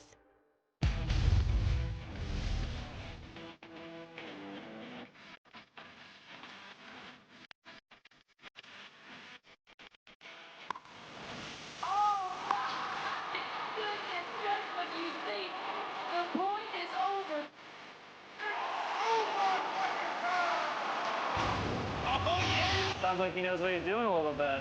As long as you're entertained. Aren't you entertained? Here's how your business can be a part of Canada's fastest growing sports talk show. All you have to do is contact us, and we will tell you all about the dynamic and exciting marketing opportunities we have, utilizing a fully integrated 360-degree multi-platform. Imagine your business seen and heard across Canada on Game Plus TV and around the world on the Rod Pedersen Digital Network. You will use one of the most overused expressions in sports. You gotta be kidding me. Get your business involved. Contact the Rod Pedersen Show today. Send us your opinions now. We won't victimize you unless you really deserve it. Now, back to your host, Rod Pedersen. Sports fans, join veteran NHL coach Lorne Mulliken, Rough Riders great Bob Poley, Paralympic curler Gil Dash, and me at the first ever Wolseley Celebrity Sports Dinner on Saturday, October 19th. A night of stories, laughs, and a great dinner benefiting the Wolseley Sportsplex. For tickets, email wolseley.arenaboard@gmail.com. I'm in South Florida. Moose is in Toronto. Let's please bring him in. And for whatever reason, Darren, the audience is really relishing in my health ailments. As I talked about on the weekend, I was diagnosed with bursitis in my left heel and told to cool it, take a rest. Yeah. And I said to the guy, what causes bursitis? He says, you're running too much and also age. So it's been a couple days of contemplation. And I appreciate Bill from Regina who wrote in and said, hey, Rod, it's a gift to get old. Listen, I know. I lost a close friend on the weekend at age 51. I'm not complaining. I'm just reporting what's going on in my life. And that's what people enjoy. And Bomber Boy writes in and he says, you ever think about taking up swimming, Rod? Easier on the old man joints. Again, back to the contemplation, Darren. Usually you get old and you go to Florida. You don't go to Florida and then get old. I got it. As usual, I have it backwards. And I'm just envisioning myself in the pool doing jazzercise and a ring around me. You know what I mean? Like a ducky. Mm-hmm. I wasn't ready for it. I wasn't ready. I was not ready for this development. Kind of what I'm saying. Yeah. But you know what? If I know you, you're going to, relish this. And you're going to be cool, man. You're going to be cool. I think you're a little like me, too. Like, I think, the 40s, 50s, and 60s are like the coolest ages, man. I think, I don't know. I think it's something to be excited about. Oh, yeah. Hey, again, not complaining, just reporting and doing a lot of reflection and planning. And plotting. 902-518-3033. I open up the text line. There's a million here. Ted writes in, and I haven't heard from Ted for quite a while. He's in Edmonton. He says, a lot of quarterbacks in the CFL could make the NFL, but at the right place and time and a little luck. Dude, that's where sports is like life. You've understood, right? All of life is a lot of timing. As a matter of fact, all of it is, as far as I'm concerned. Nelson, our VP of Sim Events, says a lot of NFL players come back from the NFL to the CFL, and they aren't the same for a half a year to a year after coming back. Well, I feel like the Lions don't feel like they have time. This is not what they expected, which is a whole other thing. There's BC Lions staff writing into our accounts and making comments about this Nathan Rourke situation. And to be honest, some of them are good friends of mine. And I'm like, that's another development in sports that I'm not used to, not ready for, and not sure that I'm going to put up with. Not these guys in specifically, but it's like they've become so thin-skinned in sports at all levels, all leagues, that you can't make any kind of analysis because they take it as a shot and they want to exile. And, I'm like, no. We're going to sit and talk about the BC Lions quarterback situation. Basically, they're saying your guy Emery, who was on here yesterday, saying that they've got a major problem that they caused by themselves. But like, he's not around the team. What does he know? Who's this guy? It's coming from the BC Lions. We're not allowed an opinion? Do you see what I'm seeing, Darren, or am I making too much of this? No, I think too, and it's your generation a little bit too. Okay, not like in that way, but here's a story. I was listening to 32 Thoughts, Elliot Friedman, and Jeff Merrick's gone, so they've introduced Kyle Bukauskas as the new co-host to 32 Thoughts, and Kyle's great. I really admire and respect Kyle. Yeah, and they were going through the different teams in the previews on a really long episode, and I didn't listened to it all. But anyways, Elliot asked Kyle, what does he think? Does he think the Montreal Canadiens are going to be a playoff team this year? And Kyle started going, humming and hawing. And of course, he's got to do the interviews, right? And be around the coaches and the players. And then Kyle said, I really don't like the prediction game. I don't want to get into it. Much like me, I like to play the fence and sit on the fence. And you push me a little bit to be like, you got to make a decision. And Elliot did the same thing on the podcast. He's like, no. He's like, you want to be between the benches and do the interviews? You can abstain from predictions. You want to be on a podcast with me and you want to be in this side. You gotta have some opinions. You gotta have some stones. And so he started kind of mocking Kyle, being like, no, you're not going to sit on the fence here. It's fun. And we need to be okay with opinions and having some fun in sports and not holding people to the cross because they predicted your team wasn't going to make the playoffs. And to be clear, that's not Kyle Bukauskas' fault. He's a host. No. He's not an opinion guy. He's not used to it, right? Maybe the Montreal Canadiens need to dial it back a little bit. We're entitled to our opinion. You're right. It's a generational thing, but I guess my point is I'm not going to go unlearn everything that I've learned and how I do things in this. I'm not going to. I'll just stop and go do something else. But I'm not going to sit here and kiss their ass. Nope. No way. I'm not looking for the plaudits, but Rob in Vegas writes in and he says, you're still a young man, Rod. Sure. Jeff in Winnipeg says, sorry, I still see Rod doing cannonballs into the pool. I don't think anybody wants that. Nelson says, you have one life and one body. Go full speed until the wheels fall off? Yeah, no. When Darren said 40s, 50s, and 60s are the best years, they're pretty good. But Tiger Williams is a close friend of mine. He's having health issues like anybody his age. He's into his 70s now. And I just said, similar to what I said to my dad when he got to that age, I'm like, what's wrong with you? And you can imagine Tiger. He's like, you spend a whole lifetime abusing your body, stuff's going to start not working. Right? So you do kind of got to take care of yourself a little bit. Noni in Calgary writes in and she says, hey, Rod, it doesn't matter whether you're wearing orthotics or compression socks because your Spitfire mindset will always come through. And that's what we like about you. Thank you, Noni. I appreciate that. Well, it's dangerous for me to have too much time because I think too much. And I think about Darren, and maybe you're the same, I don't know. But when I was in New York getting my intervention training, I want to say it's about 2017. Intervention for, you've seen the TV show Interventions. I'm not looking at you, Darren. I'm telling the audience. Interventions. I do that. Darren knows that. I'm the guy going into the room with meth addicts and coke heads and alcoholics and God knows what else and getting them to go to treatment. I'm doing that. And when I was in a room about this size, maybe a little bigger, in Times Square in New York, I said to the lady putting it on, I said, I don't belong here. I don't belong here. I'm just a football announcer from Canada. I don't belong here.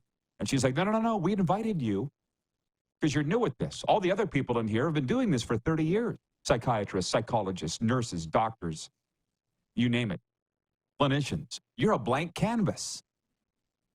So the parallel here, Darren, is this business has changed in sports where I've done it one way for 36 years. Do I want to spend the time unlearning how to do it? Or just keep doing what I know to do? Because in your mind, is that the biggest change that you see? I mean, you've been doing this long enough to have known that there's a change, right? And where the teams don't like being criticized. I can't play that. I won't play that. I know. And that's just it, because the criticisms come from everywhere. Not just the media anymore. They come from the fans too. And the fans would boo teams before, but they didn't have an outlet like social media to rip apart the teams, throughout the week and throughout the day. And so it's something that teams don't want to have to deal with. And now It just feels like they've all got their own media departments, which they do, and that's right, and it's smart and innovative and all the rest, that they feel like they don't need the media as much anymore. And maybe there's some truth to that, but it's not completely true, because the media holds a lot of credibility that team media just doesn't, right? And I think fans see through that. That's why people like the Spit and Chicklets and those guys carry so much weight when they say things, because there's credibility there, because they're not tied to a team. Right. Sorry to cut you off. Rob in Vancouver says communications, PR people are on a different mission than the media. They kind of forget that all the time. And I know I'm new to a lot of people that are watching, but also not. Like Noni in Calgary's known me a long time as the voice of the Rough Riders. I saw this come in. I was the first ever writer for CFL.ca, and obviously the very first writer for Riderville.com, the Rough Riders website. And by the end, and it had a lot to do with this regime versus the past regime, but I would write a column. It would go through 3 sets of eyes before it got published. I would write it. It would go to the PR guy, then the marketing guy, then usually the president, and then it would get published, and it would look nothing like what I wrote. Or I would come down to Florida and do these camps shows like this from the side of the field. It was a lot of fun, but then I would get a list of things to say. Here, say this, this, and this. Don't say this, this, and this. I'm like, then you host the frickin' show. I'm not here to be a robot. That's how it changed right in front of my eyes. And some guys and gals are okay with being a robot. I'm not. I'll just go do something else. I'll do interventions full time, but I just don't want to change. Moose, you're done. Have a great afternoon. Thanks for your input. You too. All right. Sweet Annie still does it the old school way, but in a new school fashion. That's why we like her. She's refreshing. You want to tell me, by the way, is it the Cherry Bomb podcast? What's she doing now, Sweet Annie? Is that how we should be introducing her? We'll figure it all out. She'll be with us from the Cherry Bomb podcast, Southern California NHL podcaster. We'll be right back here on Game Plus Television, WQEE Radio, streaming live on YouTube, also Apple Podcasts and Spotify.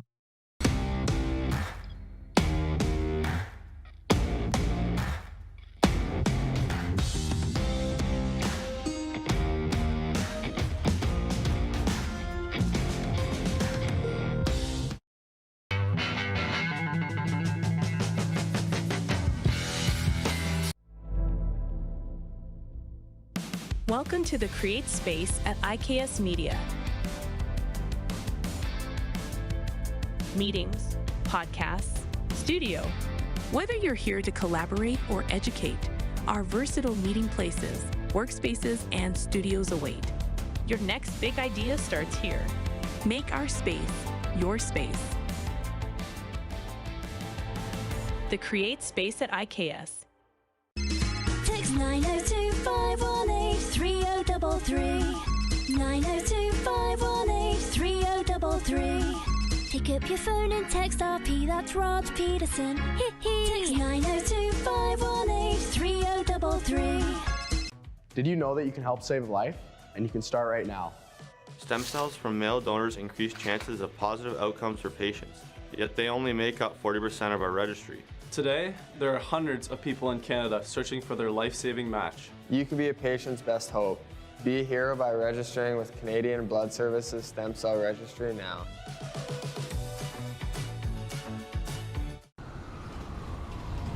I'm Bridget Lacquette. I'm a First Nation Olympic silver medalist, and I'm proud to represent Indigenous hockey players across Canada. Each year, hundreds of Canadians need a stem cell transplant from an unrelated donor to save their life. Anyone can have a hard time finding a stem cell match, but for Indigenous peoples, it can be even more difficult because just over 1% of prospective donors on Canada's stem cell registry are of Indigenous backgrounds. Be a hero. Join me in Hockey Gives Blood in helping to make a life-saving difference to those in need. Register today at blood.ca/beahero.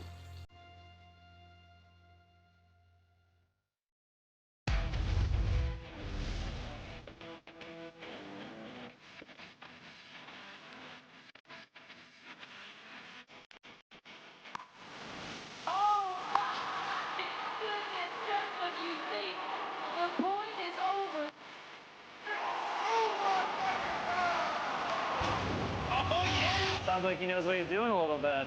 As long as you're entertained. Aren't you entertained? Hi, my name's Logan Stanko. And I'm Connor Bedard. We're both Hockey Gives Blood player ambassadors and proud to be blood donors. There are thousands of patients each year in Canada that rely on a generous stranger to save their life. Please book an appointment today to donate blood at blood.ca/HGB.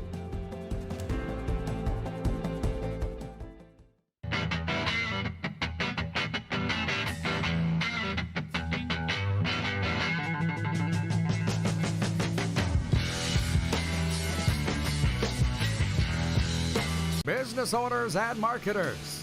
Okay, we know you think we're pretty cool. That's why we want you to share in the coolness factor. Partner with the Rod Pedersen Show and market your business every weekday to sports lovers just like yourself. Take advantage of our many cost-effective commercial and promotional opportunities. Tell the world about your business. Yes, the world. Thanks to Game Plus TV and the Rod Pedersen Digital Network. Contact us today and find out how you can be a part of Canada's fastest-growing sports talk show, The Rod Pedersen Show. Oh, yeah, he's back. Time for more of the Rod Pedersen Show. Okay, the RP Show continues. I'm going to throw this out here before we bring on Annie. This from the Associated Press Wire. Training camps open around the NHL this week with plenty of questions to answer before the puck drops on the regular season next month. Boston goalie Jeremy Swayman headlines the players who don't have a contract. A list that also includes Detroit's Moritz Seider, Dallas's Thomas Harley, and New Jersey's Dawson Mercer. Columbus Blue Jackets have another difficult camp upcoming after the death of Johnny Gaudreau. And there's a fresh start in Utah after the Coyotes relocated from Arizona to Salt Lake City. And joining us to talk about the Southern California part of all of this, and Northern Cali too, why not? Sweet Annie from the Cherry Bomb podcast. Hey, Annie, listen, I know you didn't see me butter you up before the break. You just got in, but I said, your takes are refreshing and fun, not the norm. And I guess it's manifested itself into a new podcast for you. Is that the deal? Tell us about it. It has. And quite honestly, I think not necessarily inspiration, but kind of a big part of the confidence and inspiration came from coming on this show with you and really kind of embracing the parts of me that make me me. So I owe a bit to you for that. But yeah, I always thought about the idea of relaunching a podcast and thought, why not now? And right before the season started. So yeah, that's how Cherry Bomb came to be. She's a mix of my favorite things in the world, which are hockey and rock and roll, and I try to mix them both whenever I can. I just was going to ask you, actually, how does this differ from what you've done in the past? Because that was pretty popular, too. It was. This is strictly hockey. So whereas before it was spread across all four major professional sports, which I still love all four, that won't change. But I've really found my groove and niche in hockey, which is my favorite sport. So naturally that makes the most sense. So really said, okay, let's narrow it down here. Let's focus strictly on one sport. And only 2 episodes in, about to be 3 this afternoon, and have already seen a lot of positive reaction. So it's been fun. It's been a fun 3 weeks so far.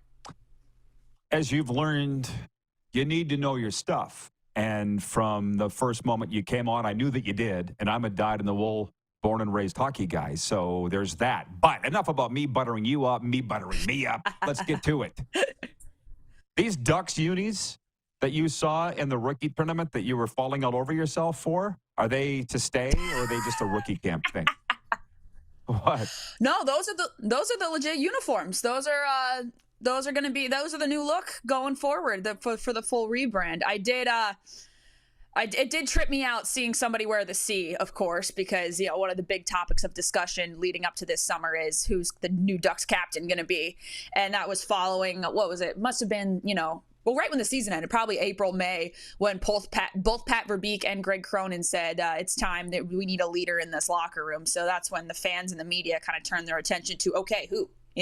This team really isn't, they're not a playoff team yet, but there's obviously a lot of young talent and potential here. So I guess the assumption and the hope for a lot of the fan base is, hey, one of the young new guys is going to get the letter. But now there's some talk and word about Radko Gudas having the C until he's got 2 years left on his deal.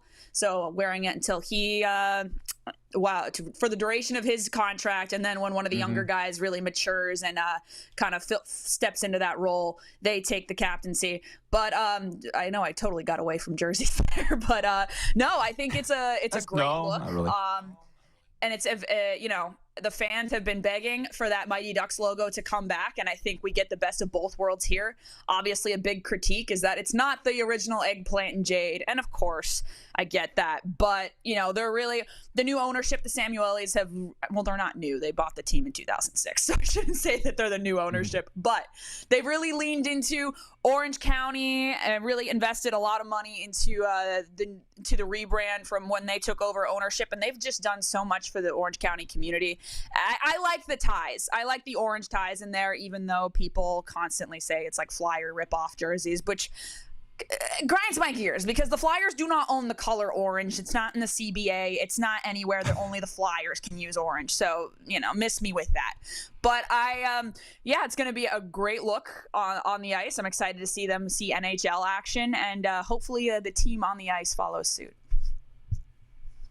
They're pretty cool jerseys for sure, but they're not baby blue Florida Panthers jerseys or the Blackhawks Reds. But we all have. Ooh. It's subjective. Okay, it's Rod, subjective. Those are fighting words there. All right. No, but the Ducks haven't had a captain since Ryan Getzlaf retired, and I just want to ask: is Mason McTavish too young? He's still my guy. Who do you think it's going to be? He's by and far the fan favorite right now. Not even close. The most reaction, most people I've seen and spoken to want to see Mason wearing the C when the team is ready and competitive. I definitely see it because especially with the way his teammates talk about him and kind of how he is in the locker room and, addresses the team. And frankly, that's where it matters. I mean, to the fans, that's one thing, but you want to be able to lead the team, and that's important. Obviously, you look at the Rangers with Jacob Trouba, and that's a head scratcher for the fans, but for the team, they said, no, that's our guy. So it's being from a fan, like media perspective, you only get so much of a picture of that. But I would absolutely be thrilled if Mason had the C on his sweater. And that's where it's kind of a head scratcher for me, where it's like maybe at this point in time, management doesn't think he's quite ready. Maybe he needs another year to develop a bit before he takes that leadership role, which is why they're talking about having a veteran wear it in the meantime. For me personally, I say give it to one of the young guys. I don't see the point in giving the C to somebody for 2 years and then giving it to somebody else. Like, might as well, while you're building this culture, while you're rebuilding, give it to one of the young guys that's going to be there, a leader that's really, a young guy that's shown leadership potential early on in his career. And Mason McTavish has done that for his entire hockey career, as you well know. So he's got my vote, and I was harping a lot. I was singing Troy Terry's praises for a while. I don't think he's going to get it because I think if they were going to give it to him, he signed a 7-year contract last summer. If he was going to get it, they would have given it to him by now. Same with Cam Fowler, who's on the trade block right now, as we've discovered in the last couple of weeks. So it'll be interesting to see, are they going to name an interim guy? Because, with all due respect to Gudas, and he's a fan favorite and the fans love him here, but he's not going to be here when the Ducks are competitive. He's not going to be a part of this team that's going to try and bring a Stanley Cup back to Southern California. So I'm pro give it to a young guy and let him fill those shoes. But, obviously it's not my call. Yeah. It's a little like the John Tavares, Austin Matthews thing. It was awkward having to take the C off Tavares and give it to Matthews and make it a presentation, and give him his blessing. And for 2 years, last year, 2 years, maybe 3 years, every year you come on here and I'm like, is this the year the Ducks make the playoff? Any? And it hasn't been. So I'm going to ask you, it's our annual. Are they going to get close? If everyone stays healthy, I think they get closer. They're not going to make the playoffs this year. I think that was Pat Verbeek's goal beginning of the summer, but he also said during free agency he wanted to add a top 6 forward and a top 4 defenseman, and he swung and missed on both.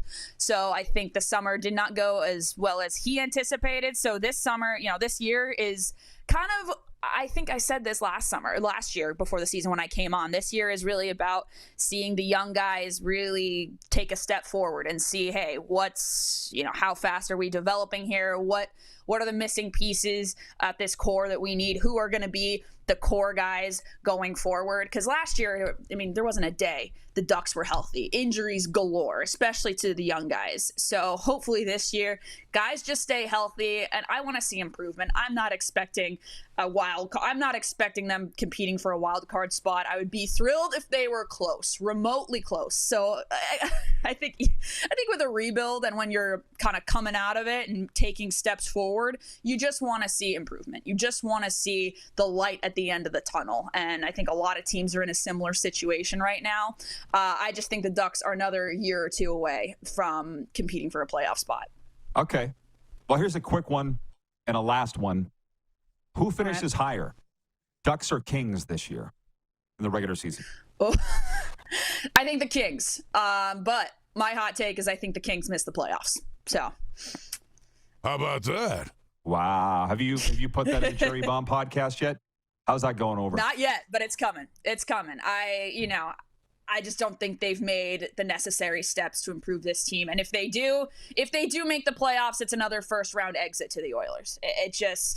This team, they're not built to last through the playoffs, and Rob Blake has not done enough to improve and fix what's needed on this team, especially in goal. Like, with all due respect to Darcy Kemper, he's not your answer. But last year, Cam Talbot being your answer, it puzzles me here. It really does. So and you've got only a few years left of Kopitar and Doughty, and they're not interested in any kind of rebuild or even a retool at that, I believe. So you got to add more depth guys, and they just haven't done that. And obviously, I think the big win of the summer for them was getting out of that Pierre-Luc Dubois deal without retaining any salary. So big win on that part, and Rob Blake obviously holding the L that didn't work out. But yeah, Kings will still finish higher, but I do think they narrowly missed the playoffs. Here's one for you. 3 words I heard as to why Todd McClellan got fired in L.A. last season. Pierre-Luc Dubois. I picked that up in Canada over the summer. Somebody told me that at a golf tournament. Okay, Annie, I could go on longer, but we got a break. Thanks for this. Hey, where can people find Cherry Bomb? They can find Cherry Bomb wherever they get their podcasts, Apple, Spotify, Amazon, you name it. She's on there, and be looking out for the newest episode this afternoon. Sounds good. Thanks, Annie. Talk soon. Thanks, Rod. Pleasure as always. Sweet Annie O.D. from Southern California from the Cherry Bomb podcast, where she talks Southern California NHL hockey. We'll be right back with Overtime after this. We are live on the Game Plus TV network, WQEE Radio, streaming live on YouTube, Apple Podcasts, and Spotify.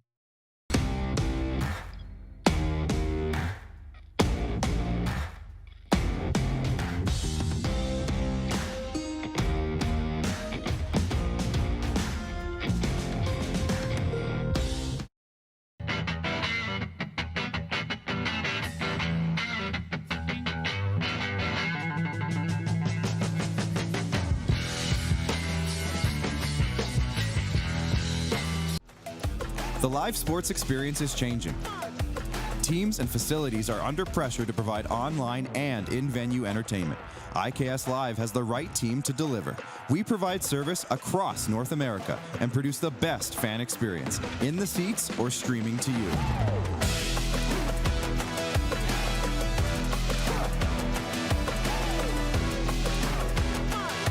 IKS Live continues to bring you the best seat in the house. We're all capable of doing more. More speed, more reps, more commitment to getting every detail perfect. And that's why it's important we never miss a donation appointment. Blood and plasma donors are needed every day in Canada to support thousands of patients that rely on Canada's lifeline. We're asking you to join the Hockey Gives Blood Partners for Life team. Join today by downloading the Give Blood app or book online at blood.ca/HGB.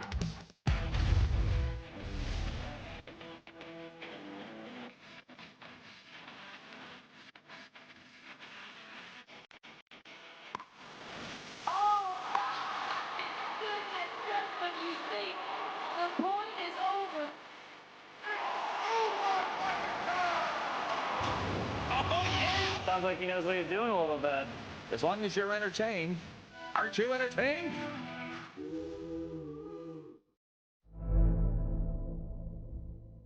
Welcome to the Create Space at IKS Media. Meetings, podcasts, studio. Whether you're here to collaborate or educate, our versatile meeting places, workspaces, and studios await. Your next big idea starts here. Make our space your space. The Create Space at IKS. Hi, my name is Logan Stankoven. And I'm Connor Bedard. We're both Hockey Gives Blood player ambassadors and proud to be blood donors. There are thousands of patients each year in Canada that rely on a generous stranger to save their life. Please book an appointment today to donate blood at blood.ca/HGB. Text 902-518-3033. 902-518-3033. Pick up your phone and text RP, that's Rod Pedersen. Text 902-518-3033.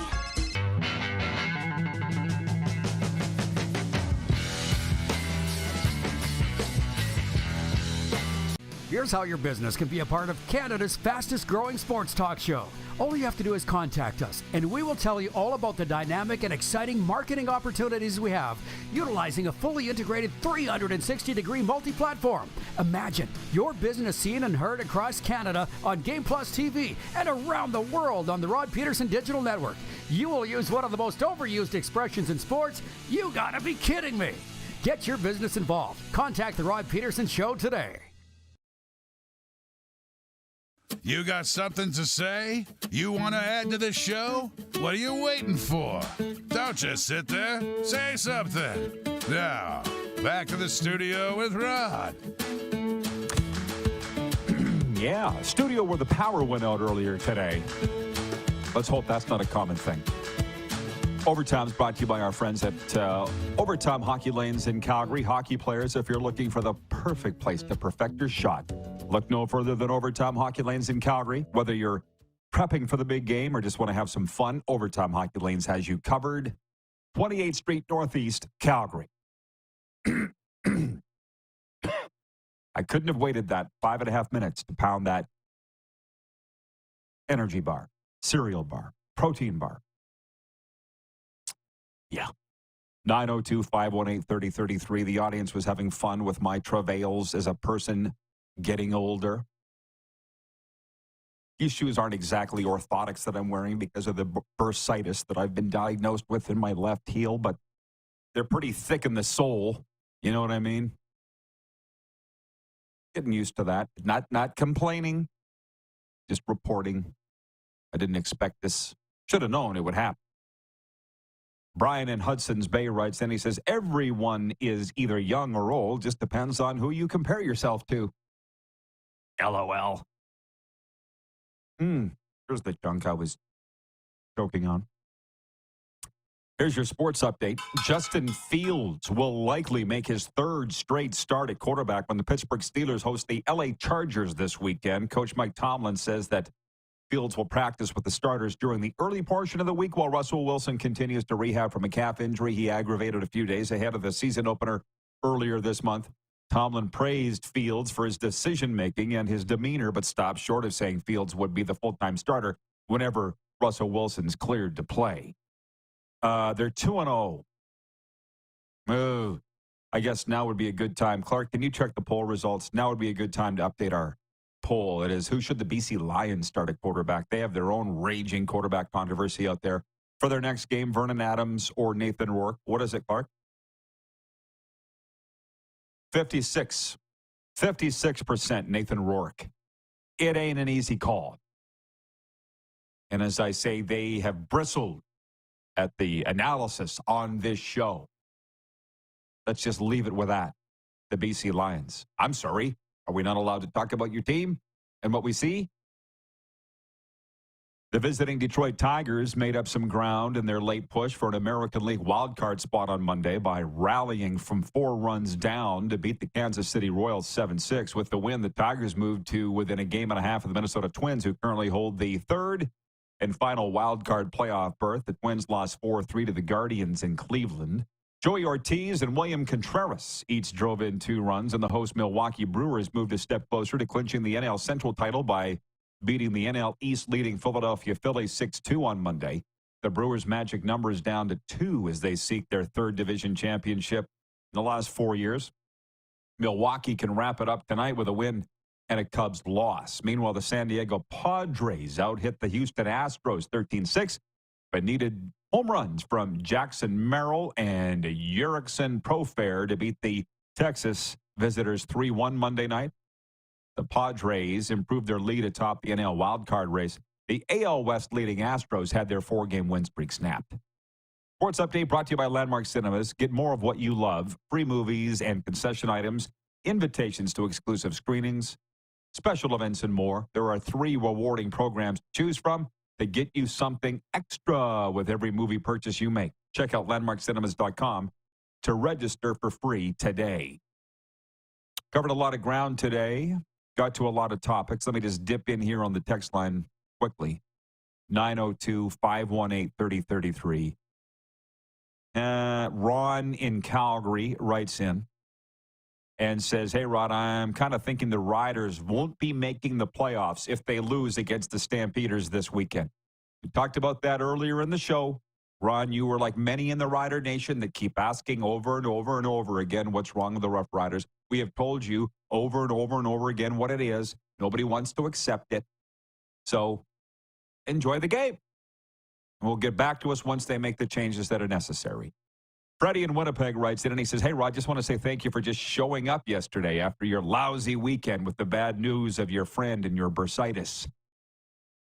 Thank you, Freddie, for saying that. I mean, what are you going to do? I've experienced a lot of loss and heartbreak in my life. There's not much you can do about it. He's talking about my good friend Ben Fairbrother, other than offer support and be there. And their bursitis is something I'll get through.